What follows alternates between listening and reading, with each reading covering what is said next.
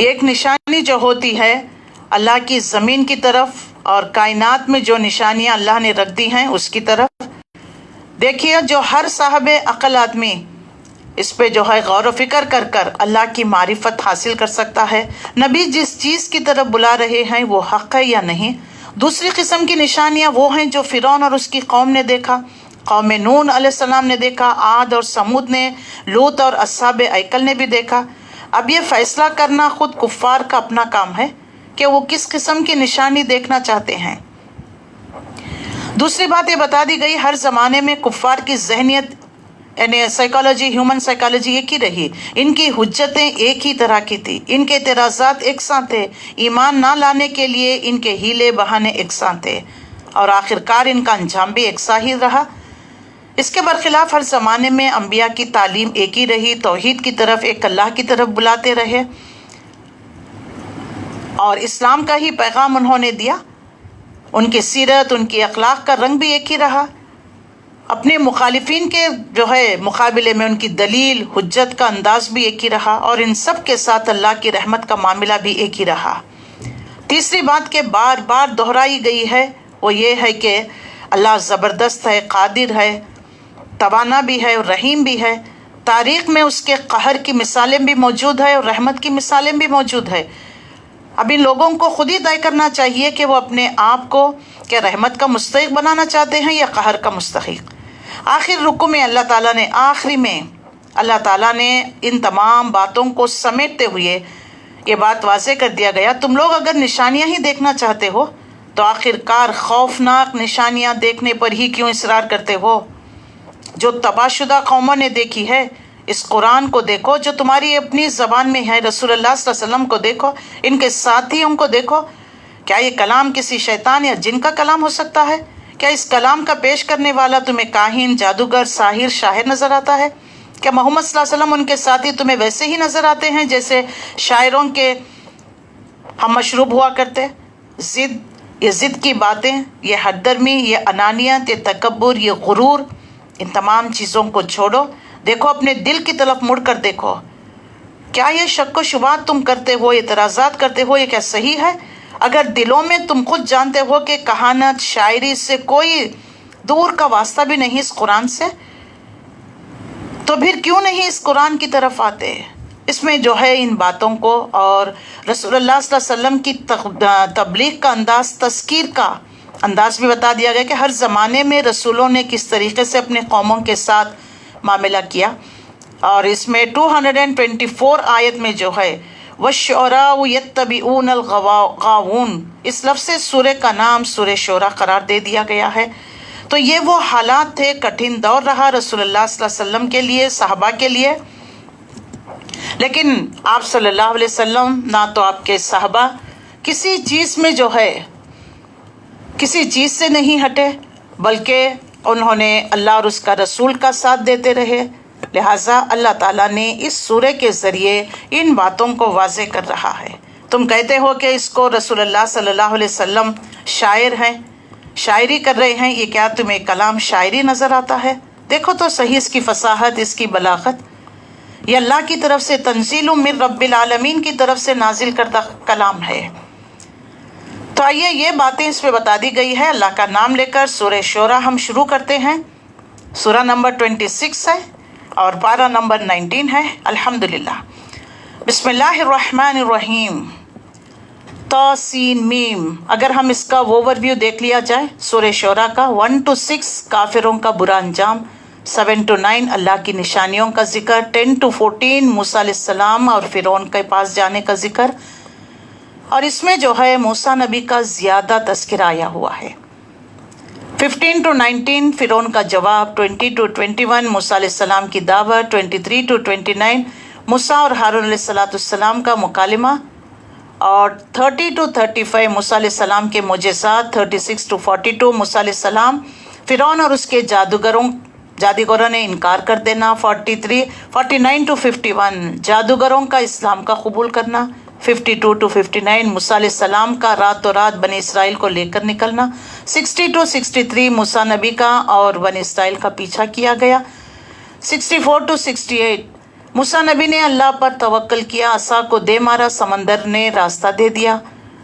और उसके बाद 69 से लेकर 74 इब्राहिम अलैहिस्सलाम की दावत अपनी कौम के लिए, फिर 75 to 82 इब्राहिम अलैहिस्सलाम की तौहीद की दावत, 83 to 88 इब्राहिम अलैहिस्सलाम के अपने रब से दुआ, 90 to 101 जन्नत और जहन्नम का जिक्र, 102 to 104 आखिरत में काफिरों की तमन्ना कि फिर दुनिया में भेजा जाए, फिर 105 से 109 नूह अलैहिस्सलाम का किस्सा।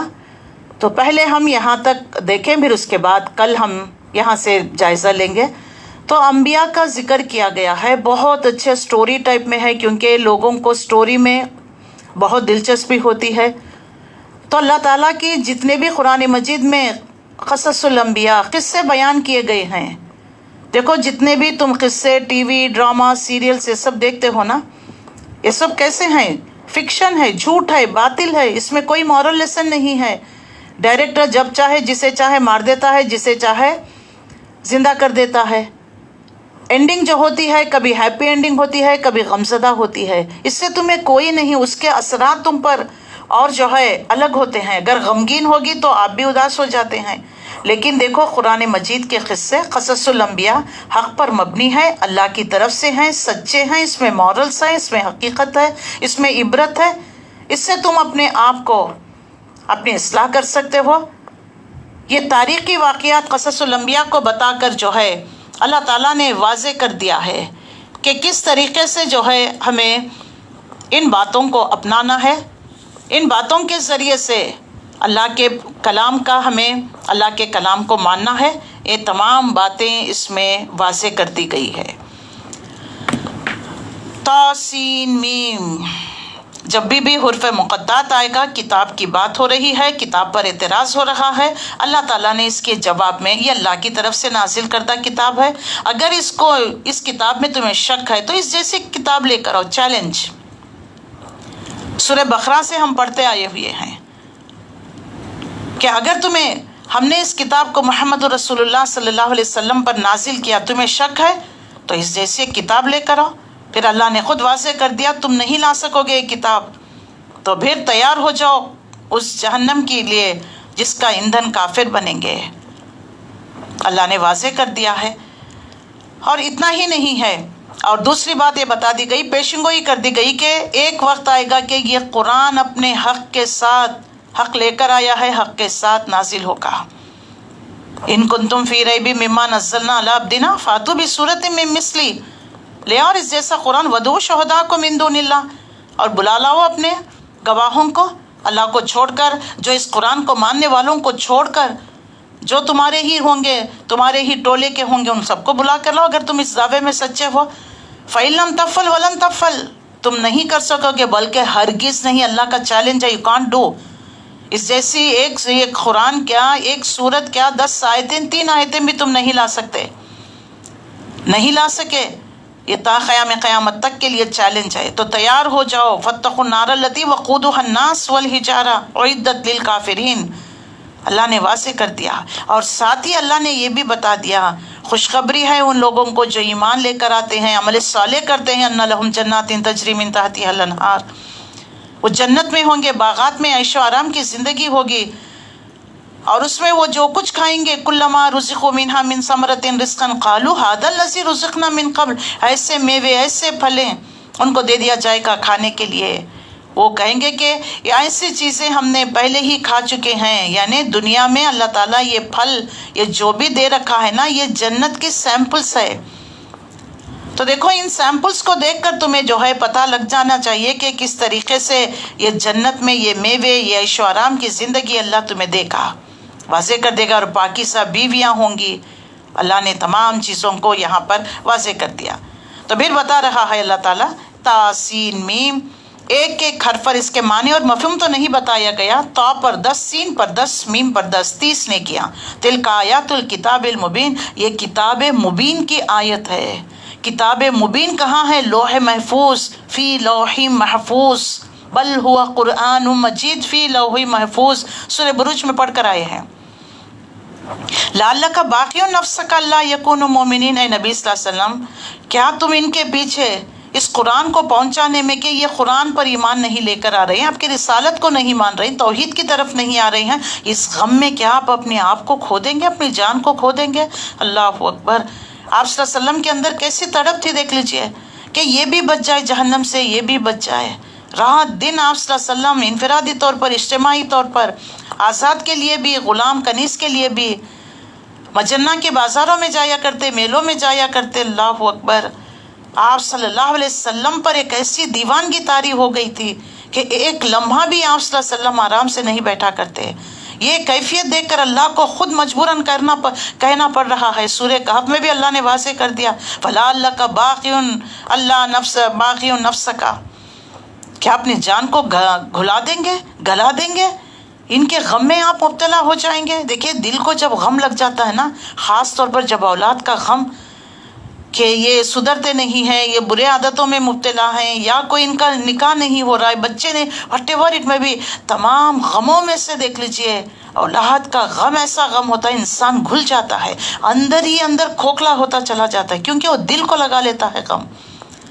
اللہ کے نبی کو بھی ایسا غم لگ گیا تھا، لیکن دنیا کے اعتبار سے نہیں، دین کے اعتبار سے، آخرت کے اعتبار سے، کہ میری امت میں سے، میرے رسالت میں کوئی بھی جو ہے جہنم میں جانے نہ پائے۔ آپ صلی اللہ علیہ وسلم نے اس اللہ کے کلام کو پہنچانے کے لیے امانت دار رسول ہے نا، امانت ہے یہ آپ کے پاس اللہ کی طرف سے، اس کو پہنچانے میں جو ہے دن رات ایک کیا کرتے تھے۔ تو اللہ کو مجبوراً کہنا پڑ رہا ہے کہ آج شاید کہ آپ اپنے آپ کو ہلاک کر دیں گے اس غم میں کہ یہ لوگ ایمان نہیں لاتے۔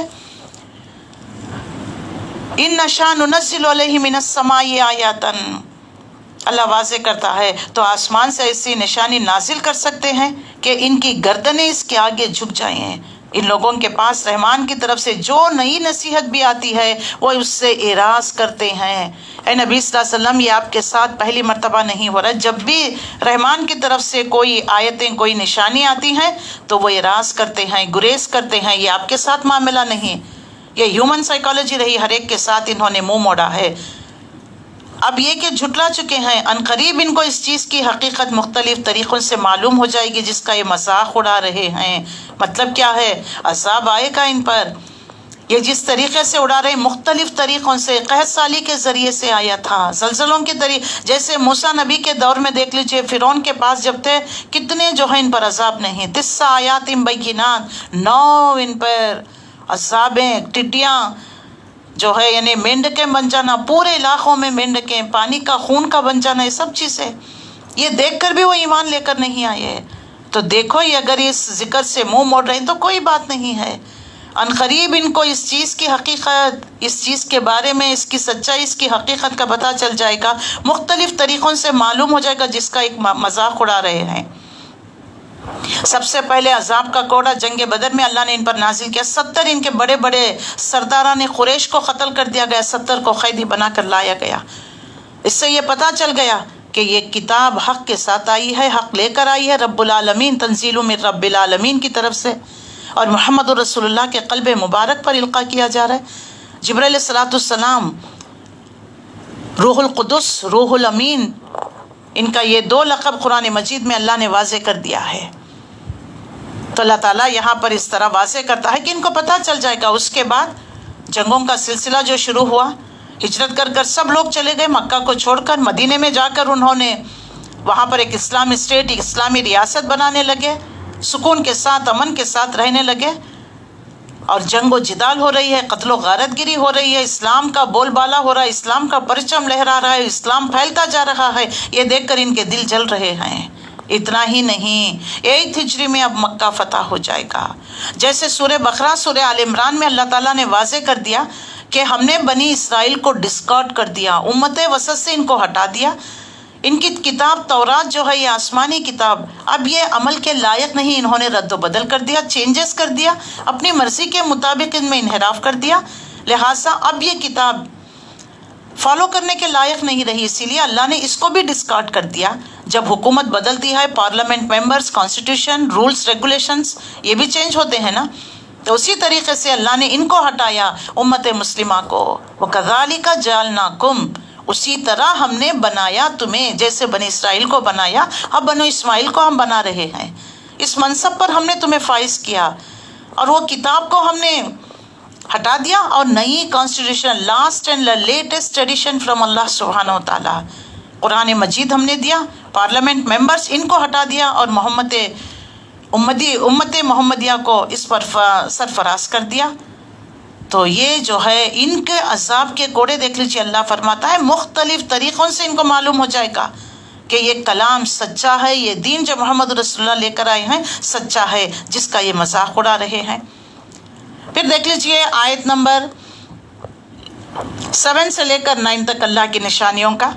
اولم یرو الی الارض کم انبتناہا فیہا من کل زوج کریم ان فی ذلک لآیہ وما کان اکثرہم مؤمنین. کیا انہوں نے کبھی زمین پر نگاہ ڈال کر نہیں دیکھی کتنی کثیر مقدار میں ہم طرح طرح کے عمدہ نباتات اس میں پیدا کیے.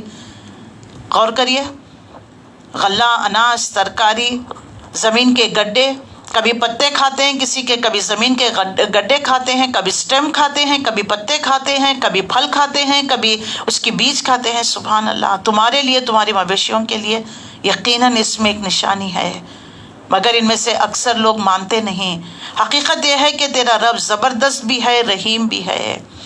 دیکھو اللہ تمہیں بار بار سمجھا رہا ہے، ان تمام کائنات کو استعمال کرتے ہو، کھاتے پیتے ہو، انجوائے کرتے ہو، پھر بھی اللہ کو نہیں مانتے. اب یہاں سے موسیٰ نبی کا قصہ شروع ہو رہا ہے آیت نمبر 10 سے لے کر.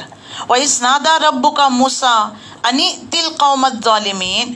انہوں نے اس وقت کا قصہ سناؤ جبکہ تمہارے رب نے موسیٰ نبی کو پکارا. اب یہ سلسلہ کلام چل رہا ہے آیت نمبر میرے خیال سے 68 تک چلے گا انشاءاللہ العزیز. تو ہم صرف جو ہے کئی بار موسیٰ نبی کا قصہ پڑھ چکے ہیں، ابھی ہم روانی ترجمے کے ساتھ آگے بڑھیں گے.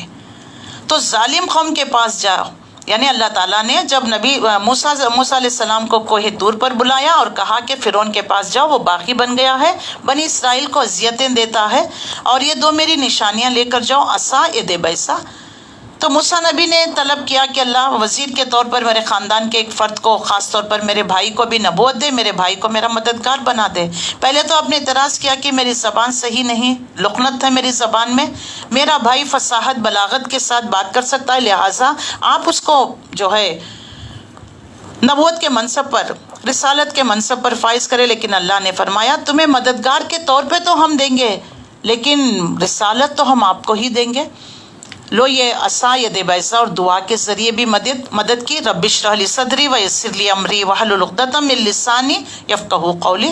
اب جائیے یہ دعا اور عصا ید بیسا اور آپ کے بھائی ہارون علیہ السلام کو لے کر فرعون کے دربار میں جائیے اور اللہ کی طرف دعوت دیجیے. دیکھو باغی ہو گیا، سرکش ہو گیا، لیکن پھر بھی نرمی کے ساتھ بات کرنا.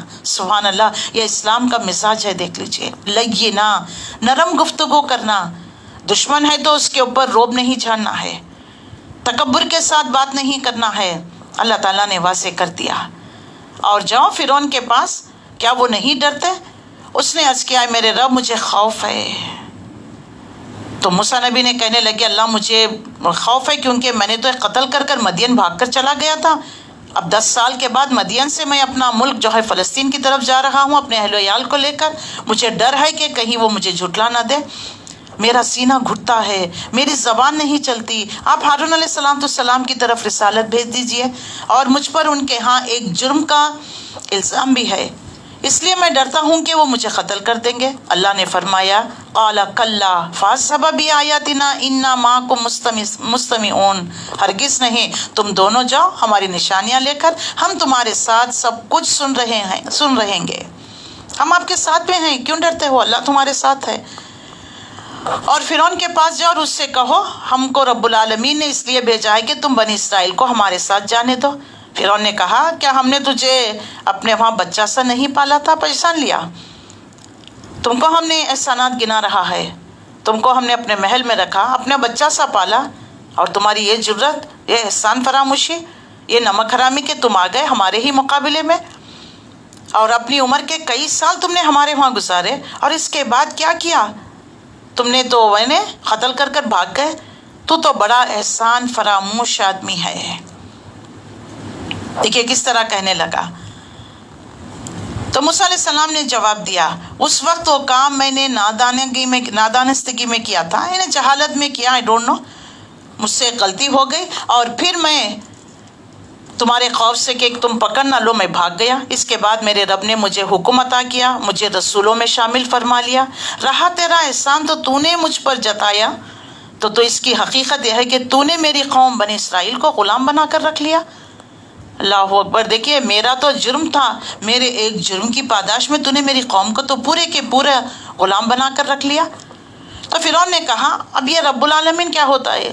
جب سے آیا ہے موسیٰ تو رب رب رب کہتا ہے، کون ہے یہ رب؟ موسیٰ نے جواب دیا قال رب السماوات والارض وما بینہما ان کنتم موقنین، آسمان اور زمین کا رب ہے، وہ سب چیزوں کا رب جو آسمان اور زمین کے درمیان میں ہے، اگر تم یقین لانے والے ہو۔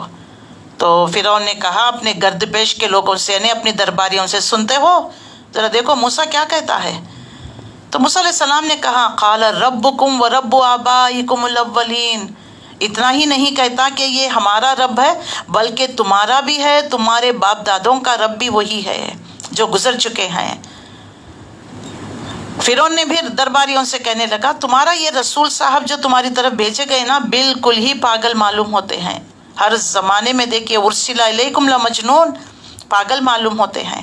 تو موسیٰ علیہ السلام نے دیکھیے وہ کس طرح سی باتیں کرتا ہے۔ موسیٰ علیہ السلام ایک ہی بات کا رٹ لگائے ہوئے ہیں، کچھ جو ہے یعنی اس کے جواب میں کارروائی نہیں کر رہے ہیں کہ وہ جواب دیا تو اس کے جواب میں دے رہے ہیں، بلکہ ایک ہی بات، میرا رب تو بس وہ ہے، میرا رب تو یہ ہے۔ قال ربکم وربکم آبائکم الاولین کہا، پھر کہا قال رب المشرق والمغارب وما بینہما ان کنتم تعقلون، مشرق اور مغرب جو کچھ اس کے درمیان سب کا رب، اگر آپ لوگ کچھ عقل سے کام لے۔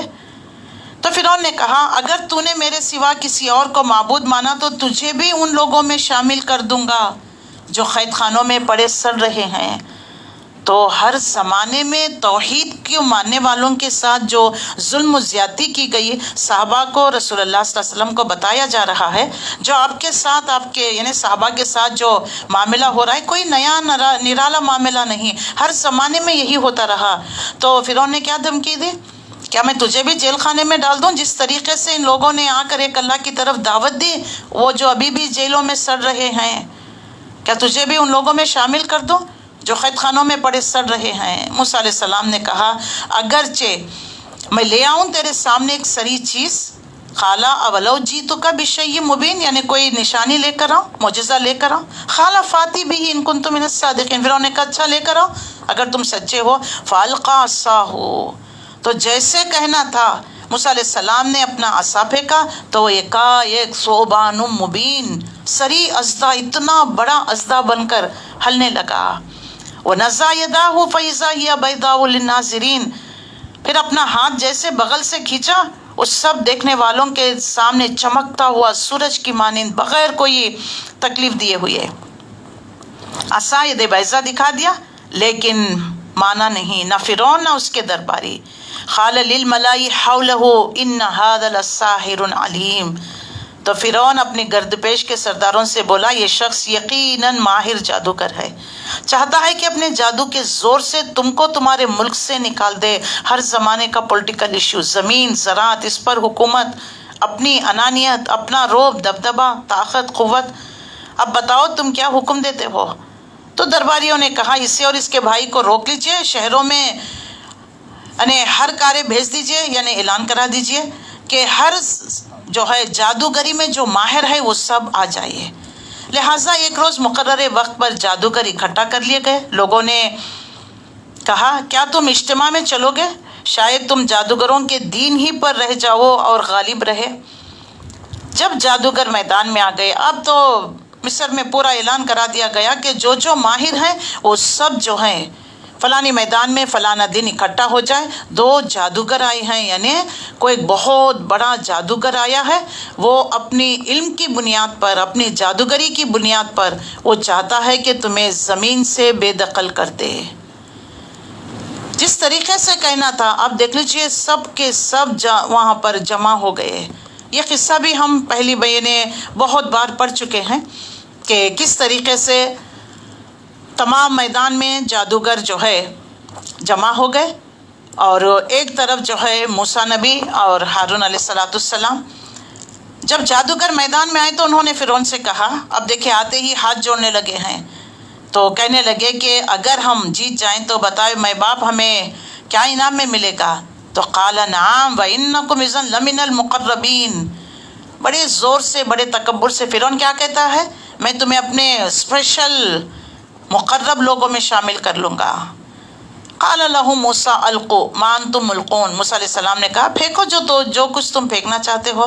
تو انہوں نے، جادوگروں نے فوری اپنی رسیاں، لاٹھیاں پھینک دیے اور کہنے لگے کہ فرعون کا اقبال اور ہم ہی غالب رہیں گے، یعنی نام فرعون کا لے کر پھینکا اور کہنے لگے کہ ہم ہی غالب رہیں گے. فالقا موسیٰ عصاہ. تو پھر موسیٰ علیہ السلام نے اپنا عصا پھینکا تو یکایک ان کے تمام جھوٹے کرشموں کو یہ بڑا اژدھا بن کر وہ نگل گیا. اس پر سارے جادوگر سمجھ گئے کہ جو ہم نے کیا وہ جادو، لیکن موسیٰ نبی نے جو کیا وہ جادو نہیں. ان کے اندر سے جو ہے روح کی بیدار ہوئی کہ دیکھو یہ اللہ کی طرف سے معجزہ ہے. ان کا ایمان جاگ اٹھا، فوری وہ سجدے میں گر پڑے اور بول اٹھے، قالوا آمنا برب العالمین رب موسیٰ و ہارون. مان گئے رب العالمین کو، موسیٰ اور ہارون کے رب کو. اب فرعون آگ بگولا، قال آمنتم لہ قبل ان آذن لکم. یعنی تم نے بغیر میری اجازت کے موسیٰ اور ہارون کے رب پر ایمان لے کر آئے؟ کیا تم موسیٰ کی بات مان گئے قبل اس کے کہ میں تمہیں اجازت دیتا؟ ضرور یہ تمہارا بڑا ہے جس نے تمہیں جادو سکھایا ہوگا. تم سب ملے جلے ہوں گے، یہ تمہارا سردار ہوگا، تمہارا گرو ہوگا، یہ تمہارے پاس آیا ہے، یہ سب تمہاری ملی بھگت ہے. یعنی دین پر اپنانے کے لیے بھی کسی کی اجازت چاہیے. موسیٰ نبی نے کہا کہ ضرور یہ تمہارا بڑا ہوگا جس نے تمہیں جادو سکھایا. اچھا ابھی میں تمہیں معلوم ہو جاتا ہے، میں تمہارے ہاتھ اور پیر لا اقطعن ایدیکم وارجلکم من خلاف ولا اصلبنکم اجمعین. اب تھریٹن کرنے لگا، اچھا میں تمہارے ہاتھ اور پیر مختلف سمتوں سے کاٹ دیتا ہوں یا تمہیں سولی پر چڑھا دیتا ہوں. تو دیکھیے جب دل میں ایمان اتر جاتا ہے نا، بے خوف نڈر ہو جاتے ہیں. انہوں نے جواب دیا کہ ہم اپنے رب کے حضور پہنچ جائیں گے اور ہمیں توقع ہے کہ ہمارا رب ہمارے گناہ معاف کر دے گا. یہ جو زندگی بھر جادو کرتے تھے نا، تو جو جادو کراتا تھا فرعون، اللہ ہمیں توقع ہے، ہمیں بھروسہ یقین ہے کہ اللہ ہمارے گناہ معاف کر دے گا، کیونکہ وہ سب سے پہلے ایمان لائے ہیں. کہا کہ چل جو مرضی تیری کر گزر، لیکن ہمیں امید ہے ہم پہنچ بھی جائیں گے تو اللہ ہمارے گناہوں کو معاف کر دے گا. تو پھر اوحینا الی موسیٰ ان اسری بعبادی. اب یہ تمام چیزیں ہو گیا. اب اللہ تعالیٰ نے موسیٰ نبی کو حکم دیا، وحی کے ذریعے بھیجا، راتوں رات میرے بندوں کو. اللہ بڑی محبت کے ساتھ پھر بنی اسرائیل کو کہتا کہ میرے بندے، ان کو لے کر نکل پڑنا. دیکھو دوسری بات، تمہارا پیچھا کیا جائے گا. اب جیسے جو ہے موسیٰ نبی لے کر نکل گئے، فرعون کو پتا چلا، وہ اپنے فوجوں کو جمع کر کر شہروں میں نقیب بھیج دیا، کہلا بھیجا کہ یہ کچھ مٹھی بھر لوگ ہیں، انہوں نے ہم کو بہت ناراض کیا ہے اور ہم ایک ایسی جماعت میں جس کا شیوا ہر وقت چوکنا رہتا. دیکھو ہمارے پاس فوج ہے، ہمارے پاس مین پاور ہے، منی پاور ہے، مائنڈ پاور ہے، سب کچھ ہے، چلو نکل پڑو ان کے تعاقب میں، ان کے پیچھا کرنے میں. فَأَخْرَجْنَاهُمْ مِنْ جَنَّاتٍ وَعُيُونٍ. اسی طرح ہم نے انہیں ان کے باغیں، چشمے اور ان کے خزانے، ان کے بہترین خیام گاہوں سے نکال لائے. یہ اللہ کا طریقہ تھا. اب ان کو تباہ کرنا تھا، ان کا وقت آ گیا، ان کو نیست و نابود کرنا تھا. یہ سب نکل پڑے اپنے قلعوں سے، چشموں سے، آرام دہ زندگیوں سے، اپنی قیام گاہوں سے نکل پڑے. وَأَوْرَثْنَاهَا بَنِي اسرائیل كَذَلِكَ وَأَوْرَثْنَاهَا. دیکھو یہ تھا اللہ کا منشا. کئی سال تک جو ہے بنی اسرائیل کو جو غلام بنا کر رکھا، طرح طرح کی اذیتیں دے رہا تھا، دیکھو اللہ تعالیٰ نے ان کے سامنے اس کو غرق کر دیا، ان کے محلات، باغ، چشموں کا جو ہے وارث بنی اسرائیل کو بنا دیا. سبحان اللہ، اللہ کا یہ طریقہ ہوتا ہے. تو اس طریقے سے جو ہے یہ تو ہوا ان کے ساتھ، اور دوسری طرف بنی اسرائیل کو ہم نے ان سب چیزوں کا وارث بنا دیا. اب صبح ہوتے ہی لوگ جو ہے ان کے تعاقب میں چل پڑے. جب دونوں گروہ آمنے سامنے ہو گئے، یعنی بنی اسرائیل، موسیٰ نبی، بنی اسرائیل اور فرعون، تو موسیٰ علیہ السلام کے ساتھی چیخ اٹھے. فرعون یعنی بنی اسرائیل کے لوگ چیخ اٹھے، کیونکہ غلامی میں رہ کر ذہن بھی دیکھ لیجیے، غلامیت جو قبول کر چکا تھا، ان کے اندر نہ تو ہمت تھی، نہ طاقت، نہ ایمان، نہ اللہ کا رسول ہمارے درمیان ہے، کوئی بات نہیں، چیخ اٹھے کہ موسیٰ ہم تو مارے گئے۔ موسیٰ نے کہا ہرگز نہیں، کلا ان معی رب سیہدین، یہ ہوتا ہے ایک رسول کا توکل، کہنے لگے کہ نہیں، بے شک میرا رب میرے ساتھ ہے، ہمارا رب ہمارے ساتھ ہے، وہ ہمیں صحیح راہ کی طرف گائیڈنس کرے گا، صحیح راہ کی ہمیں جو ہے بات بتائے گا، سو ڈرو نہیں، گھبراؤ نہیں۔ موسیٰ نبی نے ان کو تسلی دی، لیکن انہوں نے جو ہے بزدلی کے سبب کہنے لگے کہ موسیٰ تم نے تو ہمیں مروا دیا، آگے دیکھے تو سمندر، پیچھے فرعون کا لاؤ لشکر، میرے ساتھ میرا رب ہے، وہ ضرور میری رہنمائی فرمائے گا۔ تو اللہ نے موسیٰ نبی کو وحی کی کہ فانقلق فکان کل فرق کالطود العظیم فاوحینا، ہم نے وحی کی الی موسیٰ، موسیٰ کی طرف، ان اضرب بعصاک البحر، اے موسیٰ یہ جو عصا ہے نا، اس کو زمین، اس پر سمندر پر دے ماری ہے، ایک سمندر پھٹ گیا، اس کا ہر ٹکڑا ایک عظیم الشان پہاڑ کی طرح ہو گیا۔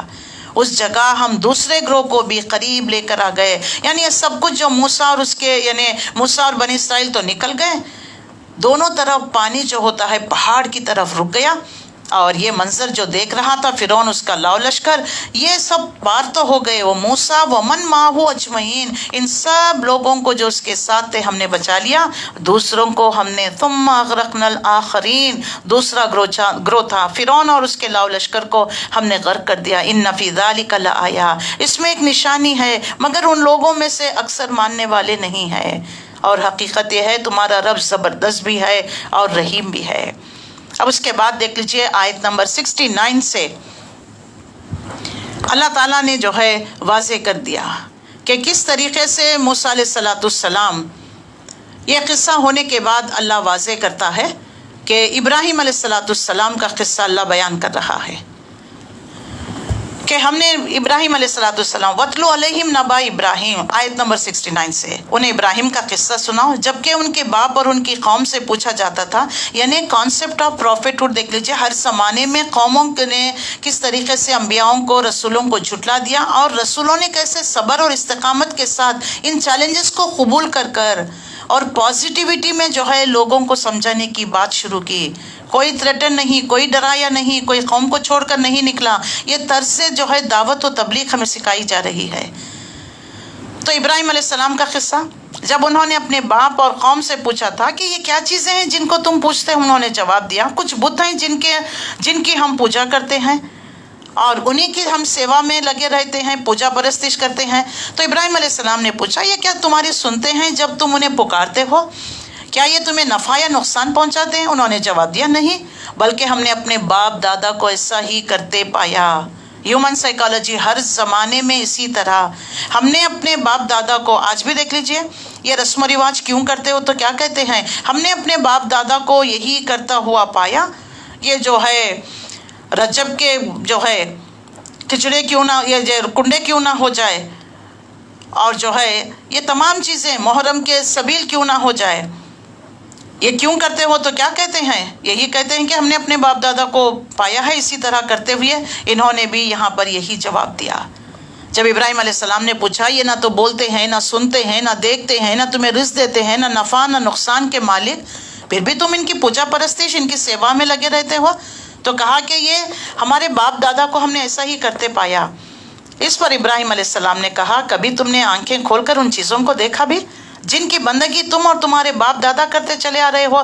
دیکھیے یعنی ضمیر کو جگانے والا، یعنی اویئرنیس کے جو ہے سوالات کر رہے ہیں، کوئی ان کو جو ہے برا بھلا نہیں کہا، تم تو ہے ہی بدعتی، تم تو بس یہی کرتے ہو، چلو تم تو جہنمی، اب تمہیں تو میں سمجھاؤں گا نہیں، بہت ہو گیا تمہارا، یہ نہیں، دیکھو میں تو بہت بڑے علم حاصل کر آئے ہوں، 17 علوم ہے میرے پاس دلیل ہے، ایسا نہیں، یعنی کہ سوئے ہوئے ضمیروں کو جگانا ہے، اویئرنیس لانا ہے لوگوں میں کہ اچھا یہ تم جو کہتے ہو کہ تمہارے باپ دادا نے ان کے نام کچھ اور رکھ لیے ہیں، کیا تمہارے باپ دادا اور انہوں نے ان کی پوجا پرستش کی ہے جن کی بندگی تم اور تمہارے باپ دادا بجا لاتے تھے؟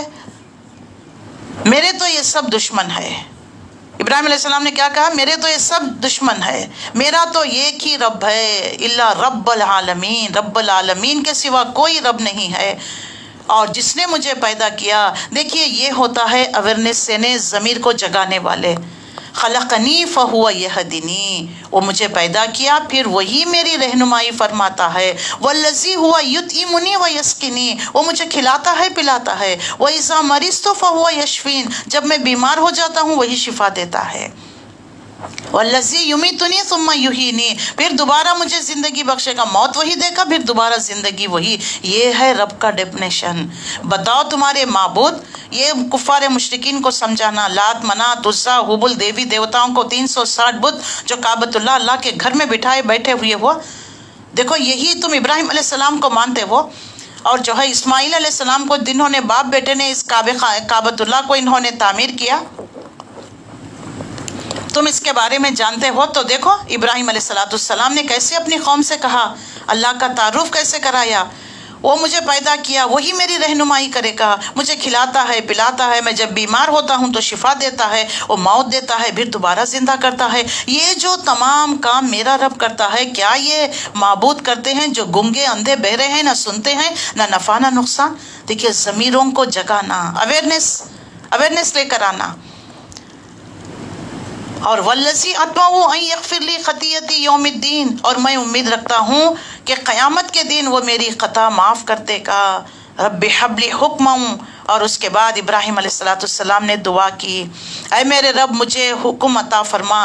حکم کا مطلب ہوتا ہے حکمت، دانائی، نالج، یہ سب کچھ۔ والحقنی بالصالحین، دعا کی بہترین دعا ہے، رب حب لی حکما والحقنی بالصالحین، مجھے حکمت عطا فرما، مجھے صالح لوگوں میں شامل فرما۔ وجلی لسان صدق فی الاخرین، بعد کے آنے والوں میں یعنی تا قیام قیامت تک میرا ذکر، میری یاد، یعنی لوگ مجھے یاد کرے، میرے ذکر کو عام کرے، یعنی مجھے یاد کرے، میری اولاد سے بھی ایسی، اور مجھے سچی ناموری عطا کر۔ دیکھیے کئی ہزار سال ہو گئے، 4000 سال ہو گئے ابراہیم علیہ السلام کو آ کر، لیکن آج بھی بلکہ تا قیام قیامت تک آپ کا ذکر ہوگا، کیونکہ قرآن مجید میں اللہ نے آپ کے ذکر کو بیان کر دیا ہے۔ اور مجھے جنت نعیم کے وارثوں میں شامل فرما، بہترین دعا ہے۔ ان دعا کے ذریعے ہمیں بھی دعا کرنا ہے۔ وَاغْفِرْ لِي لِأَبِي إِنَّهُ كَانَ مِنَ الضَّالِّينَ، اور کیا کہا؟ اللہ پروردگار میرے والد کو بھی تو معاف فرما دے۔ دیکھیے کتنی محبت والد سے، کہتے ہیں کہ میرے والد کو بھی معاف فرما دے، کیونکہ انہیں نہیں معلوم ہے کہ یہ سب جو کچھ کر رہے ہیں یہ غلط ہے، انہیں نہیں معلوم ہے، نہ انہیں معلوم ہے نہ ان کی قوم کو معلوم ہے، کیونکہ پجاری پنڈت تو یہی تھے۔ آزر جو ان کے والد کا نام ہمیں قرآن مجید میں جو ملتا ہے، تو انہوں نے بھی جو ہے اسی طرح کیا ہے، لہٰذا آپ میرے والد کو بھی معاف فرما دیجئے۔ ابراہیم علیہ السلام نے دعا کی، وَلَا تُخْزِنِي يَوْمَ يُبْعَثُونَ، اور مجھے اس دن رسوا نہ کرنا جب سب لوگوں کو زندہ کر کر اٹھایا جائے گا۔ یوم لا ينفع مال ولا بنون، نہ مال کام آئے گا نہ اولاد کام آئے گی، لیکن کیا چیز؟ الا من اتى اللہ بقلب سلیم، جو شخص قلب سلیم لیے ہوئے اللہ کے حضور حاضر ہوگا وہ کامیاب ہوگا۔ نہ اس کا خاندان، نہ اس کا جتھا، نہ اس کا مال، نہ اس کا اولاد، کوئی چیز کام نہیں آئے گی۔ جو اللہ تعالیٰ نے ہمیں یہ جو دل دے کر بھیجا نا، کیسا تھا؟ صاف، پاک، شفاف، کلیئر کرسٹل تھا۔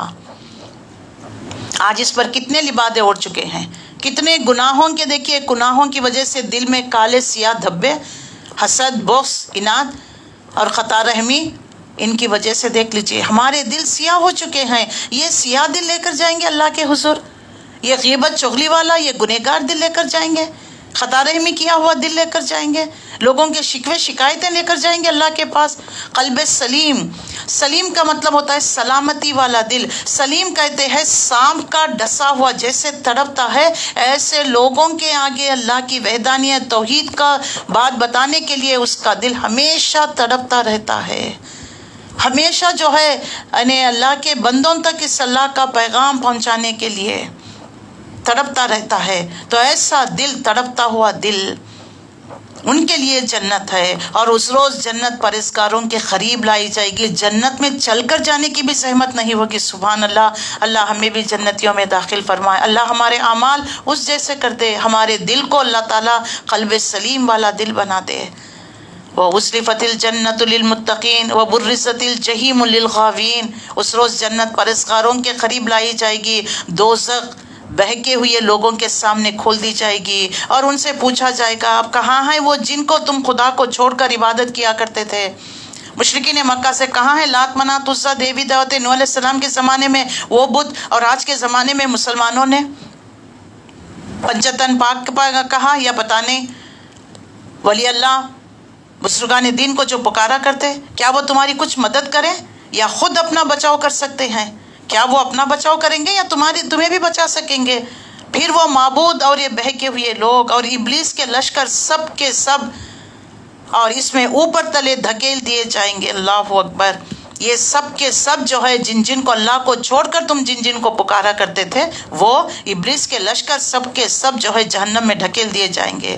وہاں یہ سب آپس میں جھگڑیں گے، یہ بہکے ہوئے لوگ اپنے معبودوں سے کہیں گے خدا کی قسم ہم تو سری گمراہی میں مبتلا تھے، جبکہ تم اللہ رب العالمین کی برابری کا درجہ دے رہے تھے۔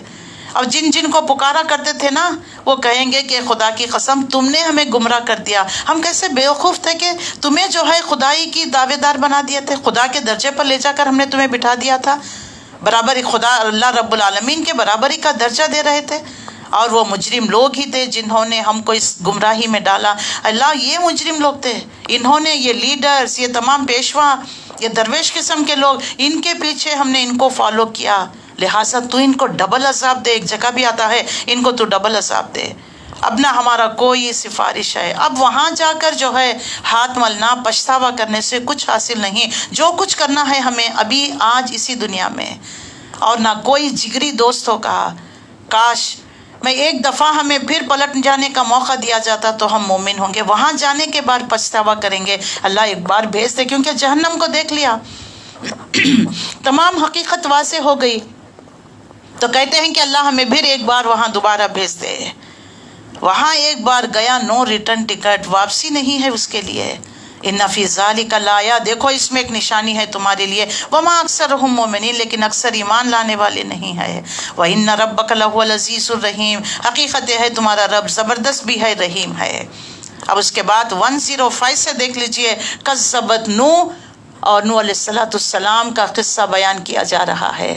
نوح علیہ السلام کی قوم، کذبت قوم نوح للمرسلین اذ قال لهم اخوهم نوح الا تتقون، نوح علیہ السلام کی قوم نے رسولوں کو جھٹلا دیا۔ یاد کرو جب ان کے بھائی نوح علیہ السلام نے ان سے کہا کیا تم ڈرتے نہیں ہو، میں تمہاری طرف ایک امانت دار رسول بنا کر بھیجا گیا ہوں، انی لکم رسول مبین فاتقوا اللہ واطیعون وما اسلکم علیہ من اجر ان اجری الا علی رب العالمین فاتقوا اللہ واطیعون۔ نوح علیہ السلام کا میسج کیا تھا؟ ہر نبی کا میسج یہی رہا، اللہ سے ڈرو، میری اطاعت کرو، میں اس کام پر تم سے کسی طرح کا اجر کا طالب نہیں ہوں، میرا اجر تو اللہ رب العالمین کے ذمے ہے، تم اللہ سے ڈرو اور میری اطاعت کرو، میں تمہیں سیدھی راہ بتاؤں گا اللہ تک پہنچنے کا۔ اللہ کے نبی نے بھی کیا فرمایا؟ قل ان کنتم تحبون اللہ، سورہ آل عمران 33، فاتبعونی یحببکم اللہ ویغفر لکم ذنوبکم واللہ غفور الرحیم، آؤ میں تمہیں اللہ سے واقعی محبت کرتے ہو نا تو آؤ میری اطاعت کرو، follow me, follow the footsteps of me, کہ میں تمہیں بتاؤں گا کہ اللہ سے محبت کیسے کی جاتی ہے، اللہ تک پہنچنے کا طریقہ سلیقہ میں بتاؤں گا۔ تو قوم نے جواب دیا کیا ہم تجھے مان لیں، حالانکہ تیری پیروی تو ذلیل قسم کے رذیل ترین لوگ، یعنی کم لو کاسٹ والے غریب غربا ہی تیرے لوگ جو ہیں انہوں نے اختیار کی ہے۔ تو نوح علیہ السلام نے کہا میں کیا جانوں کہ ان کے عمل کیسے ہیں، ان کا حساب تو میرے رب کے ذمے ہے، کاش تم کچھ شعور سے کام لو۔ دیکھیے اللہ کے نزدیک کوئی امیر نہیں، کوئی غریب نہیں، ان اکرمکم عند اللہ اتقاکم، اللہ کے نزدیک کامیاب وہ ہے، حضرت بلال کامیاب رہے، حضرت زنیرہ کامیاب، حضرت سمیہ شہادت کی موت، حضرت عمار، حضرت یاسر، حالانکہ یہ پچھلے طبقے کے ہیں، یعنی غریب غربا ہیں، مزدور کرنے والے لوگ ہیں، غلام ہیں، لیکن انہوں نے اسلام کو قبول کیا، سابقون الاولون، سب سے پہلے انہوں نے دعوت کو قبول کر لیا، رسول اللہ صلی اللہ علیہ وسلم نے جیسے پیش کرنا تھا۔ ان پر طرح طرح کی اذیتیں. تو ہر زمانے میں دیکھ لیجئے لوگ جو ہے، لوگوں کا کانسیپٹ یہ رہتا ہے کہ اگر یہ حق ہے، ان کی دعوت صحیح ہے، یہ اچھی طرح حق بات بول رہے ہیں، تو بڑے بڑے لوگ ان کی جماعت میں، آرگنائزیشن میں ہونا چاہیے. اب یہ غریب غربا رہتے ہیں تو اس کا مطلب نہیں ان کی دعوت اتنی جو ہے افیکٹو نہیں ہے، اس طریقے سے لیا جاتا ہے. ہاں اگر کوئی فارن ریٹرن ہے، وہ پتہ نہیں بتا رہے ہیں، کچھ ایسے سلائڈز بتا رہے ہیں تو ہاں وہ کریں گے. اگر سیدھے سادے لفظ میں تمہارے ضمیروں کو جھنجھڑنے، تمہیں تمہارے شعور کو بیدار کرنے کے لیے سیدھے سادے تمہاری ہی زبان میں الفاظ میں سمجھایا جا رہا ہوتا ہے تو لوگوں کو جو ہے اچھا نہیں لگتا، مزہ نہیں آتا. وہ ہر جگہ کوئی نئی کی تلاش میں جاتے ہیں. قرآن میں کیا نیا بتائیں گے؟ ہاں بتانے کا طریقہ کار الگ ہو سکتا ہے، لیکن جو دل سوزی کے ساتھ بڑے مخلصانہ انداز میں اور تمہیں چاہتے ہوئے محبت کے ساتھ بغیر کوئی اجر طلب کرتے ہوئے انسان ایک محنت کرتا ہے تو اس کی بات مانتے نہیں. اگر وہی ہائی فائی فارن ریٹرن ہے، بڑے خاندان کے، قبیلے کے، پتہ نہیں، تو ان کے پیچھے لوگ جو ہے دوڑے دوڑے چلے جاتے ہیں. اور ہر جگہ جو ہے یہی جو ہے مائنڈ سیٹ رہتا ہے لوگوں کا، سائیکالوجی، نئے لوگوں کی، نئے گروپ. میں نے کئی لوگوں کو دیکھا کئی گروپس میں جوائن ہوتے ہیں، پتہ نہیں کس گروپ کا سنتے ہیں، وہاں سے سنے، یہاں سے کچھ نہیں سمجھ سکتے آپ. کیوں؟ کیونکہ انہوں نے کچھ ایک بتایا، انہوں نے تو کنفیوژن میں رہ جاتے ہیں. ایک پلیٹ فارم سے آپ حاصل کرنے کی کوشش کریں. ہاں جب آپ کے اندر ایک استقامت آ جاتی ہے، گراسپ کرنے کا، بات سمجھنے کی تمہارے اندر صلاحیت، ہاں جب اس کے بعد آپ دیکھ لیجئے جہاں بھی جائیں سیکھیں، لیکن آپ کی بیسک فنڈامنٹلز جو ہے آپ کے صحیح ہونے چاہیے، آپ کی بنیادیں مضبوط ہونی چاہیے. ویسی بنیادیں مضبوط نہیں، بس وہ سلائڈز دکھا رہی ہیں، وہ فلانا دکھا رہی ہیں، وہ سائنس سے کمپیئر کر کے بتا رہے ہیں، ہاں ہو کہتے ہوئے کئی گروپوں میں جوائن ہوتے ہیں. پتہ نہیں کتنا اٹینڈ کرتے ہیں، کتنا سنتے ہیں، اللہ ہی بہتر جانتا ہے. کہ بتانے کے لیے کہ دیکھو ہم بھی ان گروپ میں ہیں، ان کے ساتھ ہیں، یہ بڑے لوگ ہیں، یہ فلانے لوگ ہیں، ان کے ساتھ ہم بھی جڑے ہوئے ہیں. کچھ نہیں. ہر زمانے میں دیکھیے نبیوں کو یہی کہا گیا تمہارے ساتھ تو کمزور قسم کے لوگ ہوتے ہیں. رسول اللہ سے بھی کہا گیا نا، ان تمام جو ہے یہ لونڈی کنیز غلاموں کو ہٹائیے، ہماری وی آئی پی میٹنگ منعقد کریے. تو اللہ تعالیٰ یہاں پر یہی کرتا ہے. نوح علیہ السلام کے زمانے میں بھی ان کے بڑے بڑے سرداروں نے، ایلیٹس نے یہی کہا کہ جو ہے یہ جو آپ کی جو پیروی کر رہے ہیں رذیل ترین لوگوں نے اختیار کی ہے. نوح علیہ السلام نے کہا میں نہیں جانتا ان کا عمل کیسا ہے، ان کا حساب تو میرے رب کے ذمے ہے. کاش کہ تم کچھ شعور سے کام لو، چھوڑو ان کا معاملہ، تم اپنا سوچو نا، ذرا کچھ آپ شعور سے کام تو لو. جو ایمان لے کر آئے ہیں اور جو ہے ان میں میں دھتکار دوں، یعنی جو ایمان لے کر آئے ہیں اللہ سے ڈرتے ہوئے وہ علم سیکھنا چاہتے ہیں تو میں ان کو دھتکار دوں؟ میں تو بس ایک صاف صاف متنبع کر دینے والا آدمی ہوں. تو انہوں نے کہا اے نوح اگر تو باز نہ آئے گا، یا نوح لتکونن من المرجومین قال رب ان قومی کذبون، اگر تم باز نہیں آئے گا تو پھٹکارے ہوئے لوگوں میں شامل ہو جائے گا. نوح علیہ السلام نے اللہ سے دعا کی، اے میرے رب میری قوم نے مجھے جھٹلا دی. قال رب ان قومی کذبون فافتح بینی و بینہم فتحا ونجنی ومن معی من المؤمنین. پروردگار ان کے اور میرے درمیان فیصلہ کر دے اور مجھے مومنوں کے ساتھ نجات دے دے. جو میرے ساتھ ایمان لے کر آئے ہیں اللہ ان کے ساتھ مجھے نجات دے دے، میرے اور ان کے درمیان اب تفرقہ کر دے، میں ان کے ساتھ نہیں رہ سکتا. آخر کار ہم نے اس کو اور اس کے ساتھیوں کو ایک بھری ہوئی کشتی میں بچا لیا اور اس کے بعد باقی لوگوں کو ہم نے غرق کر دیا. یقیناً اس میں ایک نشانی ہے مگر ان میں سے اکثر لوگ ماننے والے نہیں. حقیقت یہ ہے تمہارا رب زبردست بھی ہے، رحیم بھی ہے. اس کے بعد 143 میں اللہ تعالیٰ نے جو ہے قوم عاد کا ذکر کیا ہے. قوم عاد ہود علیہ السلام، کذبت عاد المرسلین اذ قال لهم اخوهم ہود الا تتقون انی لکم رسول امین فاتقوا اللہ. سیم وہی میسج کنوے کیا.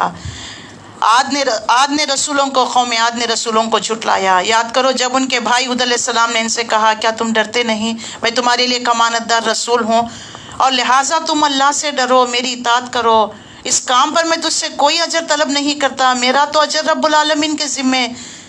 یہ تمہارا کیا حال ہے کہ ہر اونچے مقام پر لا حاصل ایک یادگار عمارت بنا ڈالتے ہو، کہ اونچے اونچے محل بنا کر وہاں پر اونچی یادگار تاکہ سب لوگوں کو اٹریکشن کے لیے. تو دیکھیے ہود علیہ السلام نے بھی اپنی قوم کو یہی کہا اور بڑے بڑے جو ہے یعنی پہاڑوں کو تراش کر بڑے بڑے محلات تعمیر کیا کرتے تھے، گویا کہ اس میں ہمیشہ رہنا ہے، پرماننٹ ریسیڈنٹ ہے۔ وہ جب کسی پر ہاتھ ڈالتے، بتشتم جبارین بن کر قوموں کو لوٹا کرتے تھے۔ بس تم لوگ اللہ سے ڈرو، میری اطاعت کرو، فاتقوا اللہ واطیعون واتقوا الذی امدکم، ڈرو اس چیز سے اور جس نے تمہیں دیا گیا ہے، جو تم جانتے ہو، جو تمہیں جانور دیے۔ دیکھو تو اللہ نے تم پر کیا کیا احسانات نہیں کیے، تمہیں جانور دیے، اولاد دیے، باغ دیے، چشمے دیے، مجھے تمہارے حق میں ایک بڑے دن کے عذاب کا ڈر ہے۔ تو قوم نے جواب دیا، تم نصیحت کرو یا نہ کرو، ہمارے لیے سب یکساں ہیں۔ خود علیہ السلام کو انہوں نے جواب دیا، یہ باتیں تو یوں ہی ہوتی چلی آ رہی ہیں اور ہم عذاب میں مبتلا ہونے والے نہیں۔ آخرکار انہوں نے اسے جھٹلا دیا اور ہم نے ان کو ہلاک کر دیا۔ دیکھیے اللہ تعالیٰ اتنی بڑی بڑی تہذیبیں قوموں کا ذکر کر رہا ہے۔ مشرکین مکہ کو سمجھنا، تم تو ٹرائبس کی شکل میں رہتے ہو، دیکھو اتنے بڑے بڑے قوموں کو ہم نے کیسے تباہ و تاراج کر دیا۔ 141 سے 152 قوم سمود، صالح علیہ السلام آئے، اللہ ان کا ذکر کرتا ہے۔ تو انہوں نے نصیحت حاصل نہیں کہ ہمارے لیے یکساں ہیں، تم مانو یا نہ مانو، یہ باتیں تو یوں ہی چلی آ رہی ہے، ہم عذاب میں مبتلا ہونے والے نہیں۔ آخرکار انہوں نے خود علیہ السلام کو جھٹلا دیا، ہم نے ان کو ہلاک کر دیا۔ یقیناً اس میں ایک نشانی ہے لیکن اکثر لوگ ماننے والے نہیں ہیں۔ در حقیقت یہ ہے تمہارا رب زبردست بھی ہے اور رحیم بھی ہے۔ کذبت ثمود المرسلین 141 سے لے کر۔ سمود نے رسولوں کو جھٹلایا، یاد کرو جب ان کے بھائی صالح علیہ السلام نے ان سے کہا، کیا تم ڈرتے نہیں، میں تمہارے لیے امانت دار رسول ہوں، میں تمہیں اللہ سے ڈراتا ہوں، میری اطاعت کرو، اس کام پر میں تم سے کوئی اجر طلب نہیں کرتا، میرا اجر تو اللہ رب العالمین کے ذمے ہے۔ کیا تم ان سب چیزوں کے درمیان جو یہاں ہے بس یوں ہی اطمینان سے رہنے والے ہو، رہ دیے جائیں گے؟ تم سمجھ رہے ہو کہ یہی رہو گے؟ بڑے بڑے پہاڑوں کو تراش کر جو ہے یہ بڑے بڑے جو ہے محلات تعمیر کیا کرتے تھے، اور باغات، چشمے، کھیتی، نغلستان، اللہ نے بہت ساری نعمتوں سے نوازا، اور تم پہاڑ کو کھود کھود کر فخریانہ طور پر عمارتیں بنایا کرتے ہیں۔ فاتقوا اللہ واطیعون، دیکھو یہ سب کچھ اللہ کے حکم کے ایک جھڑکی کیا ہوگی، اللہ کا حکم کیا ہوگا، سب تر و تاج ہو جائیں گے، انہیں سب برباد ہو جائیں گے۔ اور بے لگام لوگوں کی اطاعت نہ کرو جو زمین میں فساد برپا کرتے ہیں، کوئی اصلاح نہیں کرتے۔ دیکھیے ہر نبی کا میسج یہی رہا۔ تو قوم نے جواب دیا، قالوا انما انت من المسخرین، ہم تو تمہیں سمجھتے ہیں کہ محض تم ایک سحر زدہ آدمی ہو۔ ما انت الا بشر، تم ہم جیسے ایک انسان ہو، تمہیں کون سے سرخاب کے پر لگے ہوئے ہیں، اس کے سوا کچھ نہیں، لا کوئی نشانی اگر تم سچے ہو۔ فاتی بآیت ان کنتم من الصادقین، صالح علیہ السلام نے کہا، قال هذه ناقۃ لها شرب ولکم شرب یوم معلوم، یہ اونٹنی ہے، ایک دن اس کے پینے کا، پانی کا دن ہوگا، ایک دن تم سب کے پانی لینے کا، اس کو ہرگز نہ چھونا۔ دیکھو ولا تمسوها بسوء، دیکھو اس کو ہرگز نہ چھونا ورنہ ایک بڑے دن کا عذاب تم کو آ لے گا۔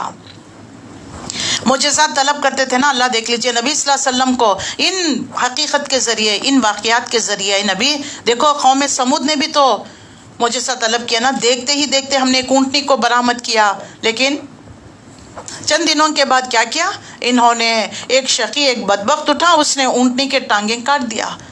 فاصبحوا نادمین، آخرکار وہ جو ہے پیچھے رہ گئے۔ فدمدم علیہم ربہم بذنبہم فسواہا ولا یخاف عقباہا، تو جیسے جو ہے اونٹنی کو ہاتھ لگایا، مار ڈالا، فاخذہم العذاب، اللہ کا عذاب ان پر آ گیا۔ ان فی ذلک لآیہ وما کان اکثرہم مؤمنین، ہر واقعے کے بعد یہ کمنٹ ہے، دیکھ لیجئے یہ آیت ہے، دیکھو اس میں نشانی ہے لیکن اکثر لوگ ایمان لے کر نہیں آتے۔ اور حقیقت یہ ہے تمہارا رب زبردست بھی ہے، لہو العزیز الرحیم، دیکھو رحیم بھی ہے۔ اس کے بعد لوط علیہ السلام کا قصہ 160 سے لے کر 167۔ کذبت قوم لوط المرسلون اذ قال لهم اخوهم لوط الا تتقون انی لکم رسول امین فاتقوا اللہ واطیعون وما اسلکم علیہ من اجر ان اجری الا علی رب العالمین اتاتون الذکران من العالمین وتذرون ما خلق لکم ربکم من ازواجکم بل انتم قوم عادون۔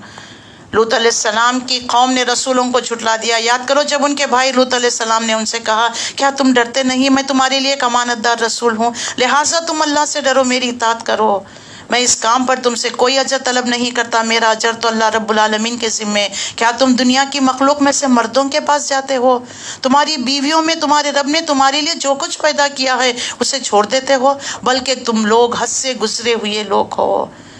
تو قالوا لئن لم تنتہی یا لوط لتکونن من المخرجین.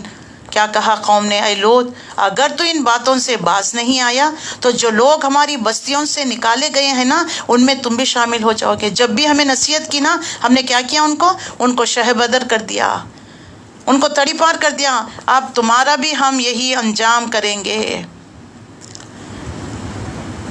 تو قوم نے ان کو جھٹلا دیا.